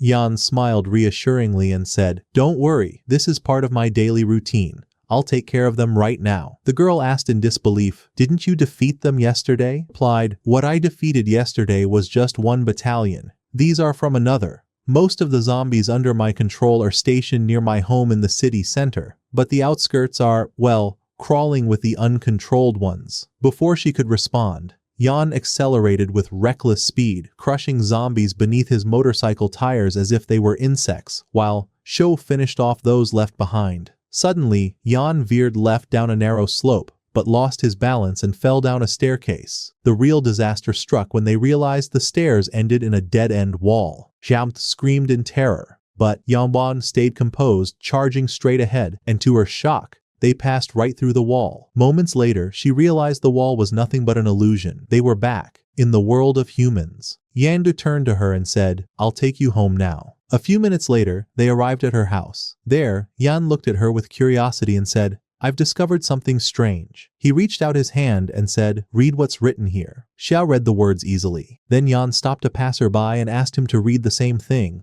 but the man replied he couldn't see anything and walked away. That's when Yanni said, "These inscriptions are drawn with magical energy. Only those who possess high-level spiritual power can see them." Jia stared at him in shock and asked, her voice trembling, "You mean, I possess magical energy, and that I can use the skill of power manifestation?" He nodded calmly and replied, "Exactly. The Santum organization knew this long ago. In truth, the card you carry wasn't what allowed you to enter. It was merely a guide to the gate. What truly enabled your passage was your own magical energy." Xia stood speechless, unable to utter a word. Then, Yan, his expression firm yet laced with warning, said, "In any case, I don't ever want to see you again in Rakshasa Street." With that, he turned and walked away, leaving her standing there in silence and confusion. That night, Xia returned home and sat alone, lost in thought. Her emotions were a storm: fear, awe, anxiety, confusion. Yet the feeling that ruled them all was fascination. She was fascinated by Rakshasa Street, by Yanza's overwhelming strength, and by that hidden world unlike anything she had ever imagined. At the same time, her mind wandered back to her earlier struggles. The endless search for a job, the countless rejections, and how everyone saw her as nothing more than an ordinary girl, unremarkable and replaceable. Remembering those moments filled her with weakness and despair. But then, she recalled Yan's words about her magical power, and a spark ignited deep within her. Determination replaced fear. She decided to try awakening her power manifestation skill. She tried once, twice, over and over again. But nothing happened. She experimented in every way she could imagine, even picking up a small stick and focusing all her will upon it. Still, no success. At last, she sighed in frustration and made up her mind. She would go to Yan and ask him to teach her himself. In a rush of resolve, she changed her clothes and hurried toward the gate. But when she arrived, she stopped abruptly, remembering his stern warning that morning, "I don't want to see you again in Rakshasa Street." She took a deep breath, trying to steady her heart, then whispered to herself, "Maybe I should just forget it and live normally." The next morning, she followed through with that decision. She applied for a job and was accepted. Overjoyed, she returned home, smiling brightly. She took the Asantum card and tossed it out the window, unaware that a robot was watching her from afar. She closed the window and sat on her bed, daydreaming about her first day at work, imagining everyone being mesmerized by her charm and making her the manager on the spot. Poor girl. She had no idea what awaited her. Her fantasies shattered in an instant when a robot suddenly appeared in her room. Without warning, it grabbed her by the neck and began to choke her. She struggled desperately, gasping for air, her heartbeat fading, until, at the last moment, Santum appeared and obliterated the machine with a single strike. Terrified, Zia cried out. What's happening? Santum Ho explained that the robot was sent by a secret organization seeking to seize her power and steal her Tundio guardian. Continued. When you activate the skill of power manifestation,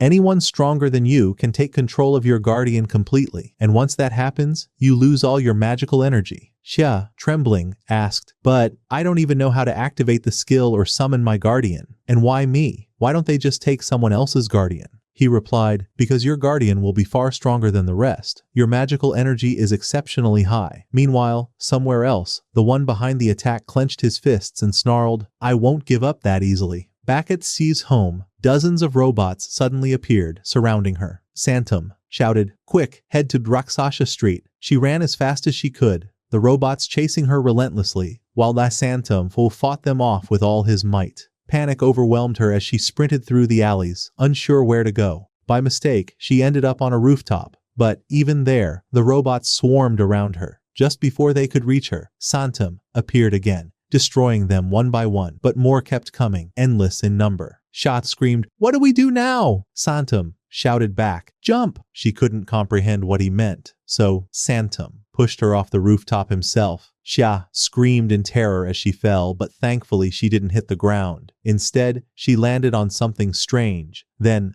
Santum swiftly cut the ropes holding her and caught her in his arms, lowering her safely. Go to the street, he shouted urgently. You'll be safe there. Without hesitation, she began to run, but suddenly a massive truck sped toward her, ready to crush her. Before it could touch her, it flipped violently and crashed upside down right in front of her. At that very moment, Santum arrived, his eyes wide with shock. What did you do? How did you stop that truck? He demanded. Terrified, Xia replied, I didn't do anything. It wasn't me. Meanwhile, in another place, the man behind the attack replayed the footage of the crash in slow motion, only to discover that it was Xia's guardian who had stopped the truck. His appearance was terrifying, his power immense. Afterward, Santum quickly took Xia back to Raksasha Street, bringing her straight to Yan's house, explaining that it was the safest place for her at the moment. Yan Yuren welcomed her warmly and served her tea. Xia, smiling, said, you're kind and polite, unlike your stingy brother. But when she turned around, she froze. Ling Wen was standing there, smirking. Oh really? You're drinking my tea and calling me stingy? How rude. Yan laughed, trying to calm him down, then led Wei Xia outside to show her the magic tree, the sacred tree their family had protected for generations.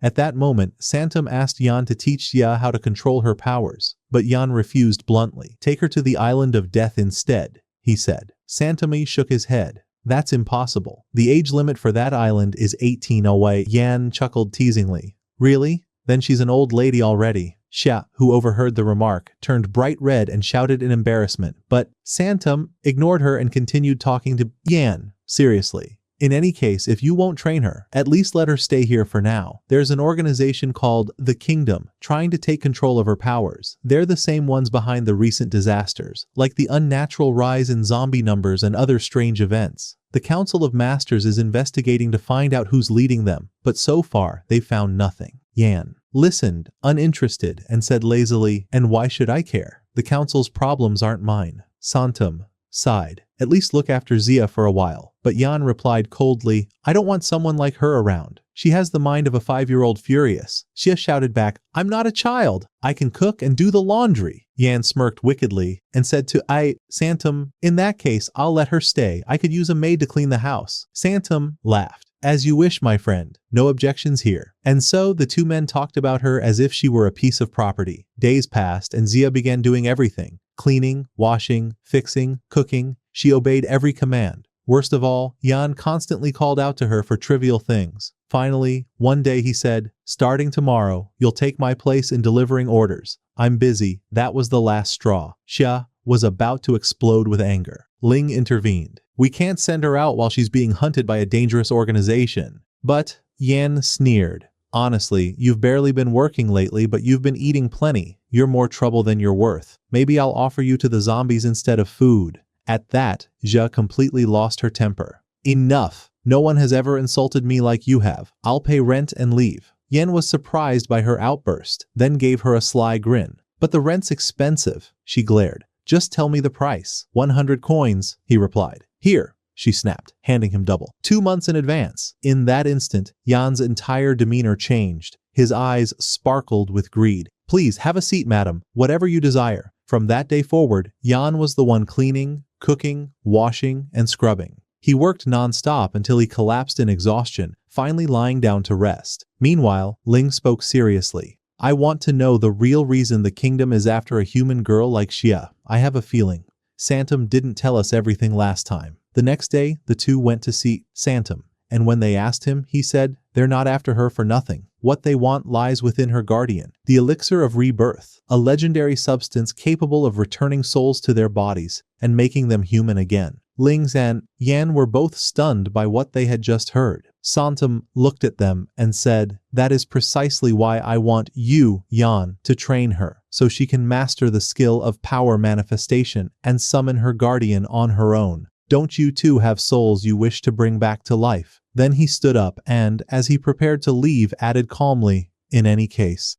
I must go now. Farewell. Yan remained deep in thought for a long time after that conversation. Eventually, he decided to train her. He called out, get ready, Xia. It's time to get serious. He then took her to a wide lake and began training her by strengthening her lungs through breath-holding exercises underwater. However, she could barely last 30 seconds before surfacing again, gasping for air. I'm a girl, she complained. It's too hard for me to hold my breath any longer than that. Yan replied firmly but calmly. This has nothing to do with being a girl or a boy. It's about determination, confidence, and persistence in training. After hearing his words, Xia tried again, repeating the exercise several times. But when Yan saw little progress, he decided to change the method. He began using different forms of training, like hiking through the mountains, and even, in one strange exercise, ordered her to bite her own arm. The two continued these grueling sessions until sunset. By the end of the day, Xia was utterly exhausted. Ling approached her gently,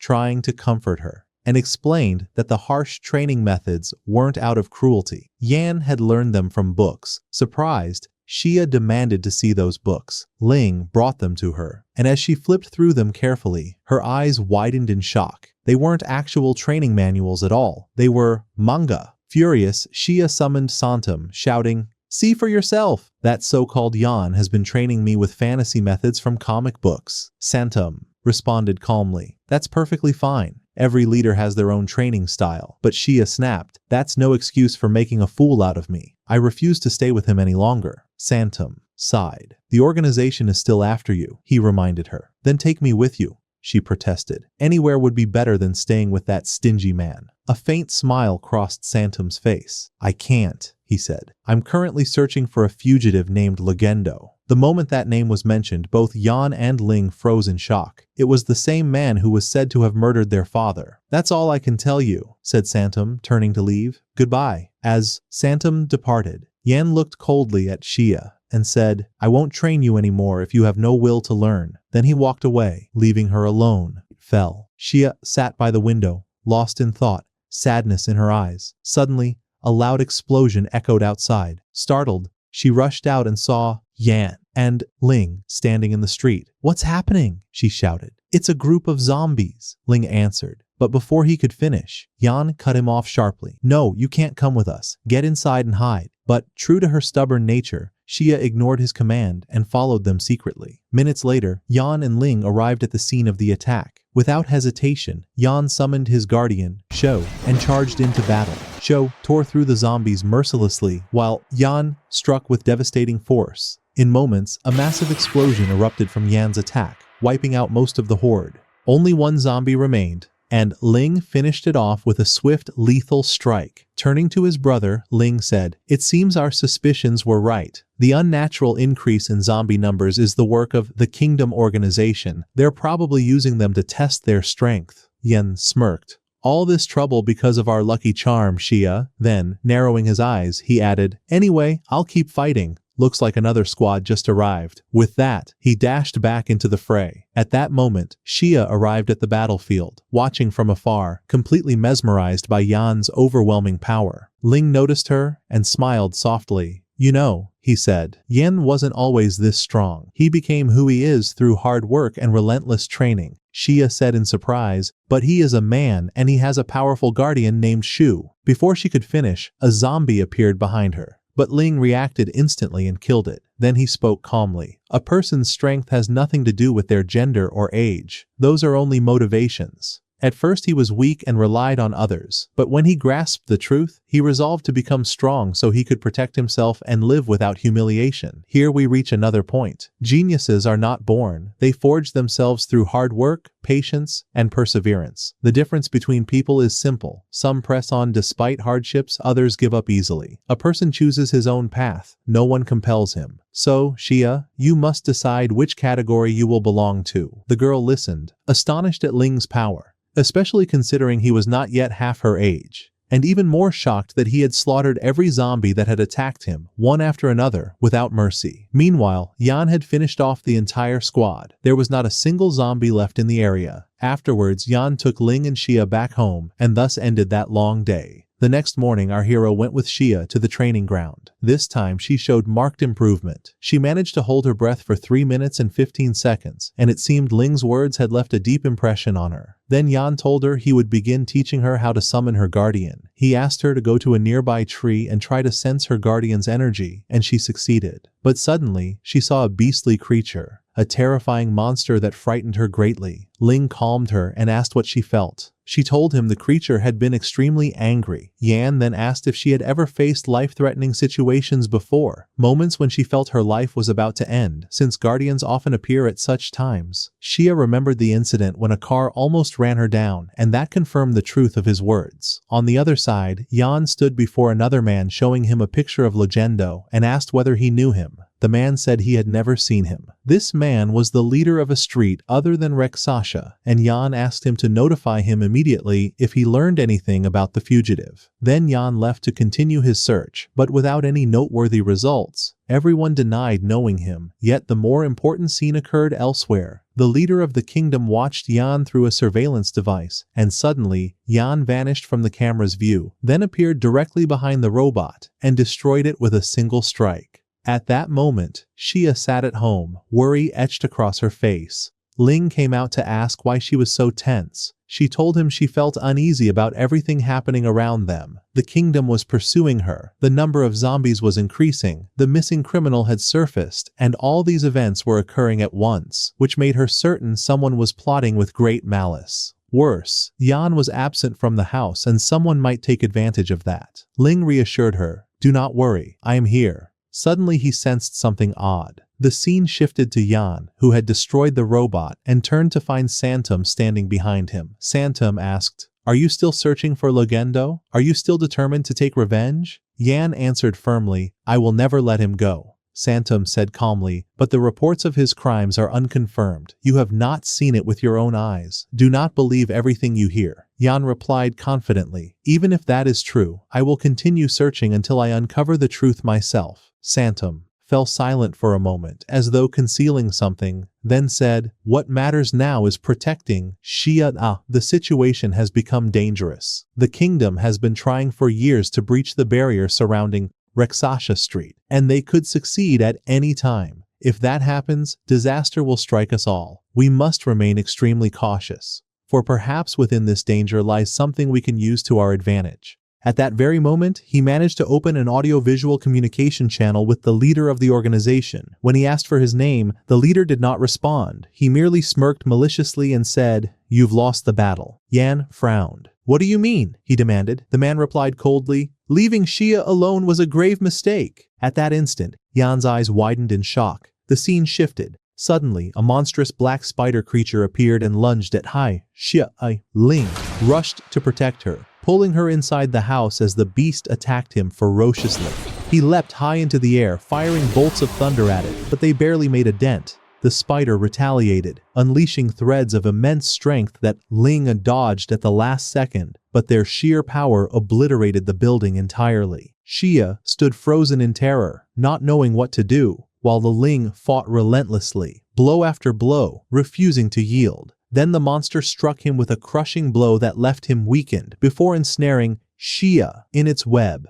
From afar, the leader of the kingdom watched through his monitor, laughing gleefully as though savoring every moment of their struggle. Xia tried to summon her guardian, but failed, and the situation grew worse by the second. Yet, Ling, ever the hero of desperate moments, rose once more, his determination blazing. He summoned his guardian, Leo. Xia looked on in astonishment. She had never seen such a sight before. Ling charged forward, severing the spider's arms and delivering a powerful strike that sent the creature reeling backward, but it quickly recovered, spewing dozens of smaller spiders from its body. Infuriated, Ling unleashed his ultimate technique. Leo launched missiles and energy bombs that gathered in the sky before descending all at once upon the swarm, annihilating them in a colossal explosion. Meanwhile, Santam spoke to the leader through the transmission and said coldly, "Do not forget, you are dealing with the two strongest brothers in this world." Then he terminated the connection. Back at the scene, Xia discovered that Leo was not a true guardian, but a robot powered by a magical scroll that supplied him with energy. Amazed, she asked Ling to build her one.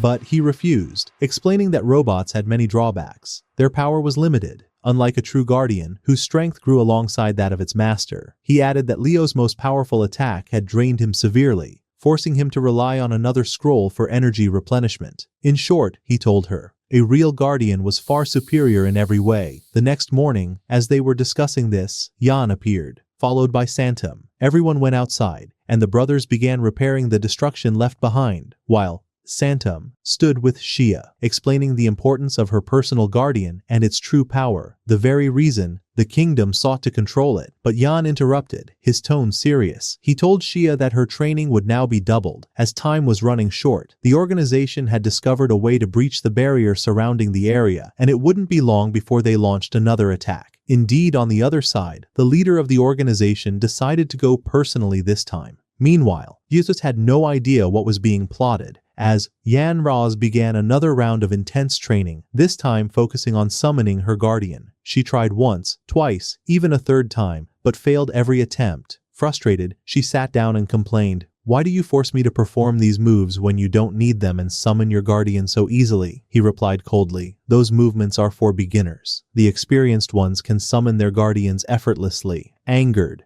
She accused him of being arrogant and stingy, and the two began quarreling as usual. After a brief silence, Yan summoned Shu and said to Shi, "We'll try a different training method. Do you remember when you were about to die, and your guardian appeared? Come with me now." Jez's expression changed immediately. She could sense that Yan now wasn't planning anything good. She turned to run, but Shu caught her. The two rode together on one horse, galloping down the street at an incredible speed, while Mao Yan led ahead on his motorcycle. When they finally arrived at their destination, Yan dismounted and calmly said to her, "Handle things on your own now." But fear struck Shi's at heart as she found herself surrounded by a horde of the zombies. She clung tightly to Yan's Hadi bike and shouted, "Don't leave me here." Yet he ordered Shu to pull her away, then rode off. Moments later, Shu vanished as well, leaving Shi completely alone, face to face with the terrifying creatures. But in truth, she wasn't entirely alone. Yan was watching from above with Santams and Ling, ready to intervene if things went too far. Jia fought bravely at first, managing to repel a few of the undead,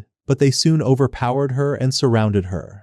At that moment, the three young men jumped in to save her. It was then that they realized her guardian was bound by chains of fear, a symbol of her inner terror. She was even afraid of her own guardian, which prevented him from freeing himself or protecting her. Things became more complicated after that. When everyone returned home, Leon came up with a dangerous idea, to make Shi eat from the magic tree, hoping it might awaken something within her. But the risk was enormous. Its dangers far outweighed its potential benefits, leaving him hesitant to proceed. However, Ji, who had overheard their conversation, asked curiously about the tree. Santom led her outside, pointed toward a massive tree and said, "That is the EV magic tree, known as the Heviyas pagoda tree. Whoever consumes part of it gains immense power." Overjoyed, Ji joked, "Why didn't you tell me this from the beginning? I would have eaten from it, instead of enduring all this exhausting training." Her words enraged Leon, who shouted sharply, "You're always looking for the easy way out. You run from training, refuse to push yourself, rely on others for help, and now you want to depend on the tree? When will you stop being so careless?" Ji fell silent, realizing deep down that he was right. Then Santom said calmly to Leon, "The final decision is yours.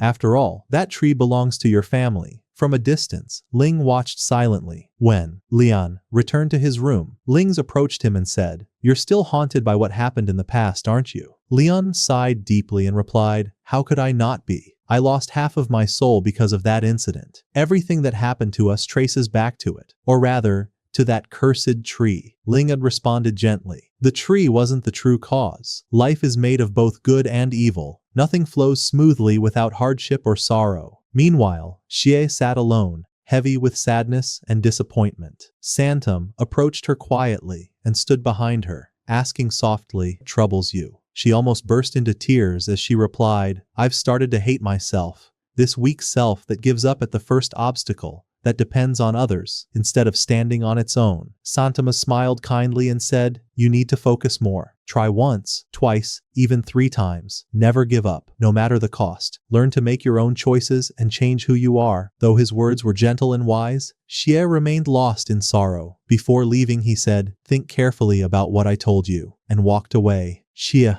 then approached the magic pagoda tree, deep in thought, torn between doubt and determination. From afar, Lian and Ling watched her with calm satisfaction, for they both knew she had begun to confront herself and was finally walking the right path. Night had fallen, and the two brothers went up to their rooms. But suddenly, a strange energy spread throughout the area.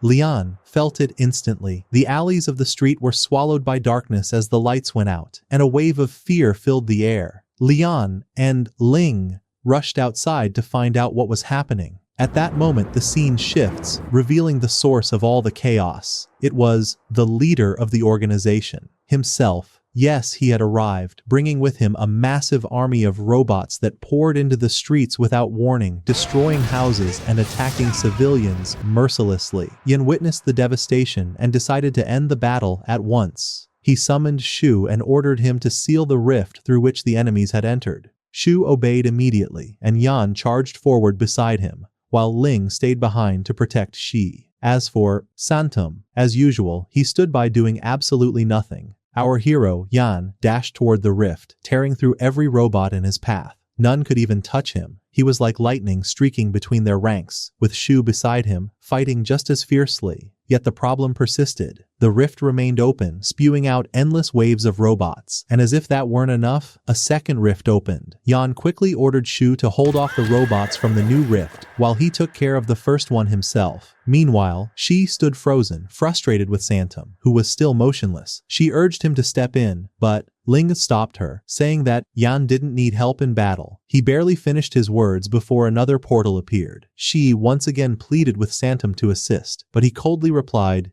"He didn't ask for my help."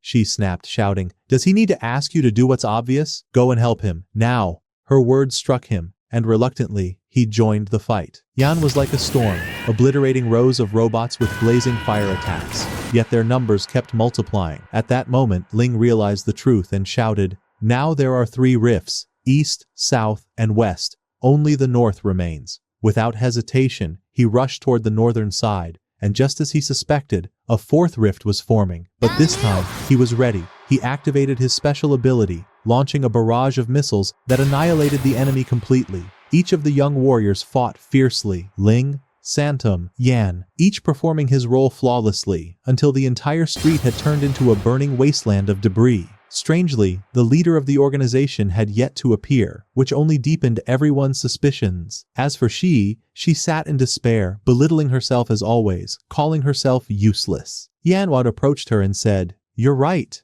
His words startled her, but then he began to motivate her in his own unique way, reminding her of every hardship she had survived, of how she endured even when surrounded by hell itself. Moments later, Santum Zakor returned, warning them that the rifts were still open. Ling added that the kingdom organization couldn't possibly be unaware of how weak these robots were, meaning something far more dangerous was coming. Santum quickly went to inspect one of the rifts, and that's when disaster struck. The 4 rifts began to emit intersecting beams of light that converged at a single point, forming a massive ray aimed directly at the ground, at Xi. But Yan reacted just in time, pulling her out of harm's way. Then suddenly, a gigantic, terrifying monster emerged.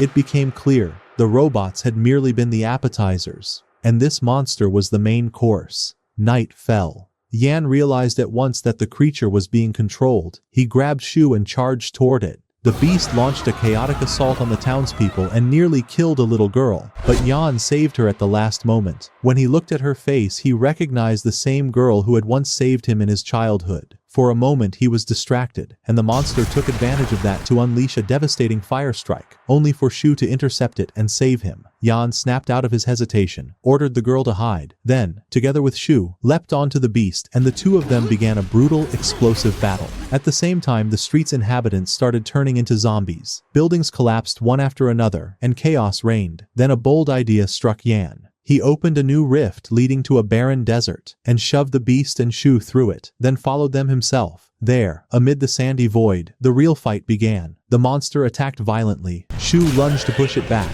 and Jan smiled with confidence. He realized he could finally fight freely, without fear for his city or its people. Elsewhere, someone attacked Shi. Ling intercepted the blow, and the awful shock came when it became clear that the strike had been delivered by the region's leader himself, who introduced himself as Heil, one of the commanders of the Kingdom organization, and ranked among its 10 most powerful members. Ling sensed the terrible power radiating from him and warned, "Do not come any closer." Heil sneered, "I do not fear children." Meanwhile, Santum had entered one of the rifts, as we know, and there he encountered the street leader we had seen before, a man named Joe, who was in a pitiable state, exhausted and apparently defeated by Heil. Joe told Santum everything Heil had done and begged, "Please, help me." Santum did not respond. He left in silence, which raised suspicion that he, too, was hiding something. We returned to Lian, who had ordered Shu to confront the demonic beast. Shu performed his task with exceptional skill. He struck the monster and withstood its assaults. His performance was astonishing. On the other side, Ling summoned Leo to face Heil, who flashed a malicious grin and said, "You can no longer use your strongest skill. You used it only once, and that was your limit, wasn't it? Things have become very easy for me now." Back with Yan, he and Shu found they could not wound the beast. Not even a scratch marked its hide despite their repeated attacks. Yan decided that if they attacked together, they might discover a weak point or opening in its body. They ambushed the monster simultaneously, but it noticed them and prepared to finish them with a lethal fire stroke. Yet Yan intervened at the last moment with a thunderous attack that saved Shu from death. Suddenly, Shu observed that the beast had never opened its eyes, and he wondered aloud, "Then how can it detect our position so easily?" Yan answered, "Certainly through its senses of hearing and smell, so we must quickly find a way to defeat it, and perhaps we can exploit the distant rifts in this area." Shu didn't fully understand, but Yan said firmly, "Just follow my orders." Then he surprised the monster, leaping onto its back and steering it straight toward the portal ahead. Before the creature could unleash its flames, Shu dove through the gate and escaped unharmed. At that moment, Yan struck the monster with a powerful blow, then leapt into another portal and fired a barrage of blazing shots. The monster followed him in rage, and soon the three of them, Yan, Shu, and the beast, were darting between portals at incredible speed. The one suffering the most was the monster itself. Disoriented and overwhelmed, it no longer knew where the attacks came from or when they would strike, until one massive hit sent it crashing back into the desert once again. But the problem was that its wounds began healing rapidly. Yan said, "Now I understand. This creature isn't just an ordinary monster. It's a guardian, the embodiment of pure power itself. Every time it's wounded, it heals using its master's magic. In short, the only way to destroy it is to kill the one controlling it." The question remained, who was this mysterious controller? Meanwhile, Ling was being overpowered by Heil, unable to withstand his might. Leo was completely exhausted, unable to stand anymore. Yet Ling refused to give up. He kept fighting with his bare fist to the very end. But Heil's speed was beyond reason. Ling's strikes looked like child's play before him. She, on the other hand, stood frozen, desperate to find a way to help Ling. Then she remembered the pagoda tree. At that exact moment, Ling took several brutal hits, blood pouring from his wounds, and he shouted, "She! Eat a piece of the tree's trunk. That's the only way." The girl rushed toward the tree, tore off a piece of its bark, and swallowed it. Her eyes began to glow, and an immense surge of magical energy erupted from her body, felt by everyone across the street.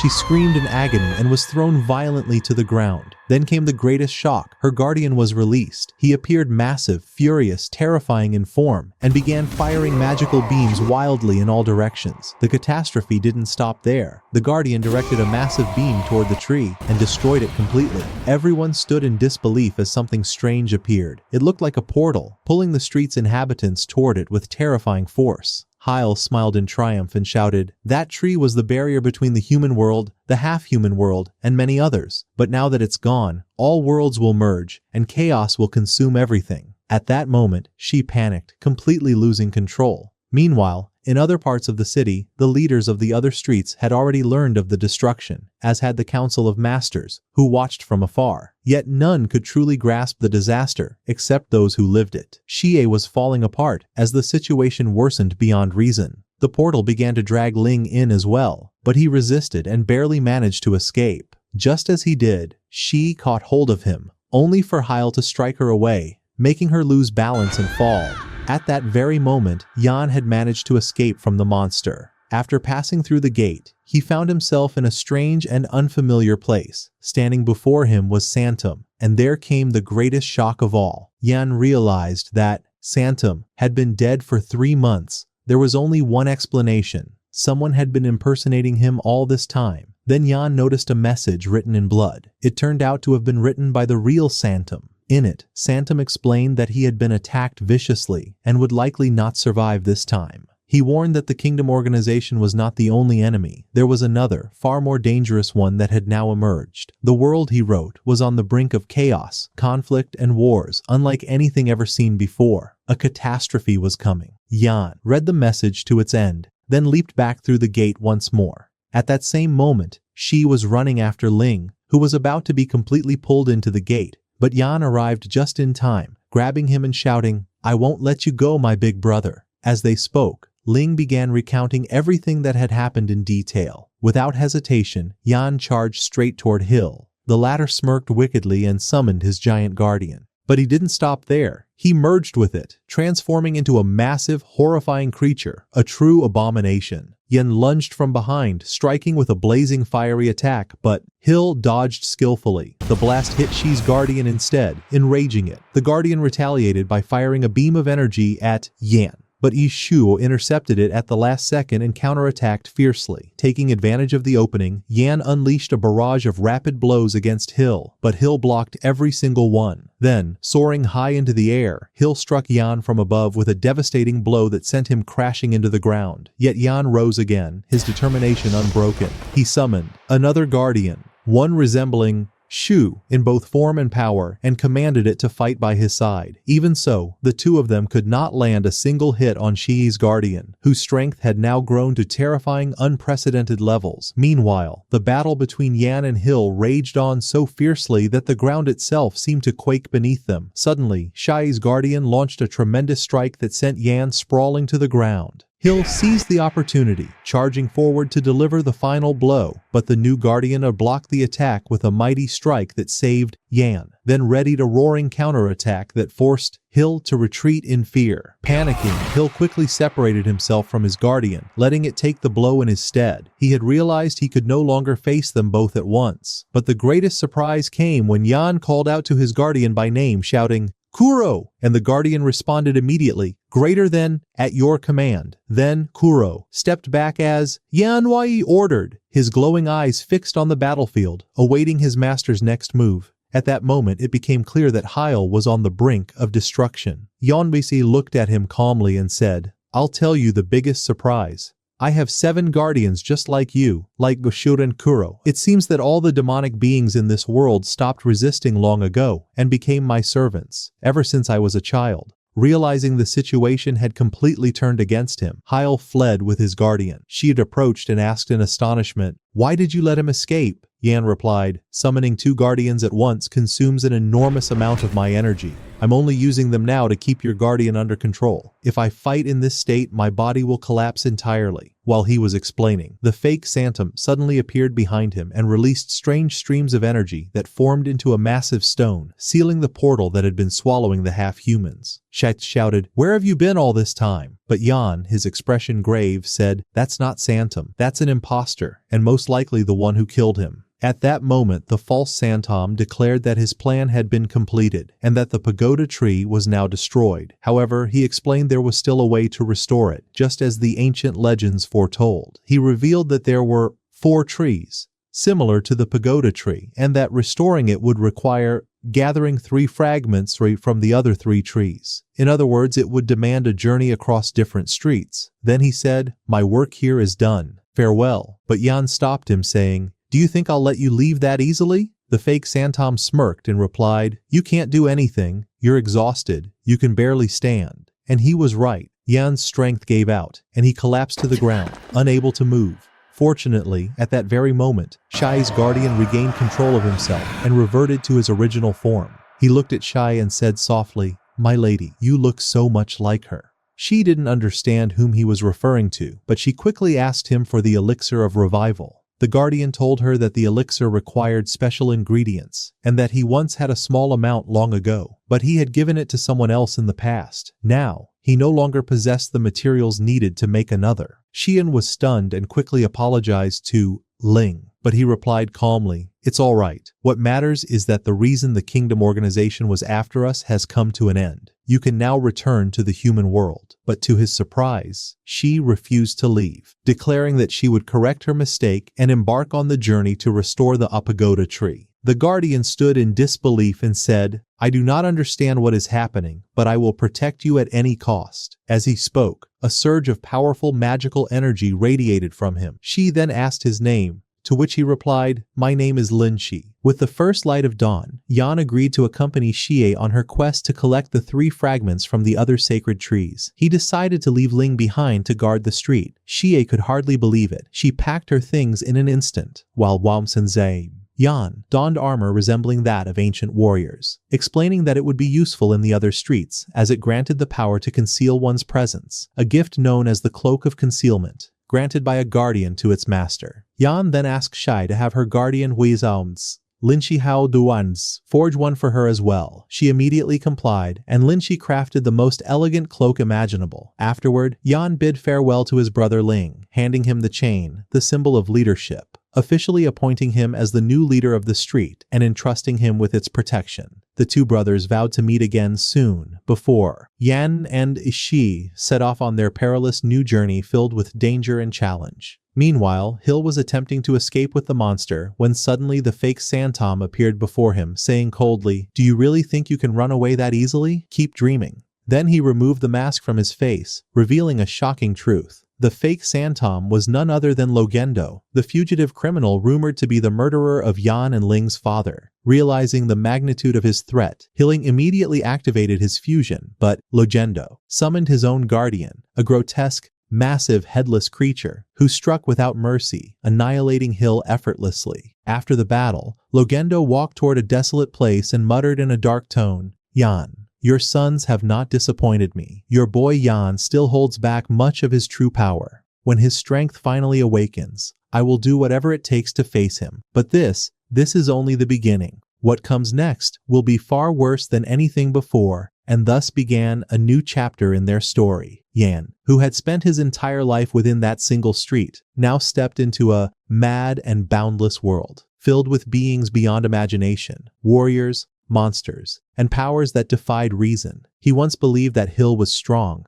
but what awaited him was something far greater. And here our story comes to an end. If you enjoyed this legendary tale and wish to see more epic anime stories like it, don't forget to like the video and subscribe to the channel so you never miss an update. Until next time, may your days be filled with adventure and light.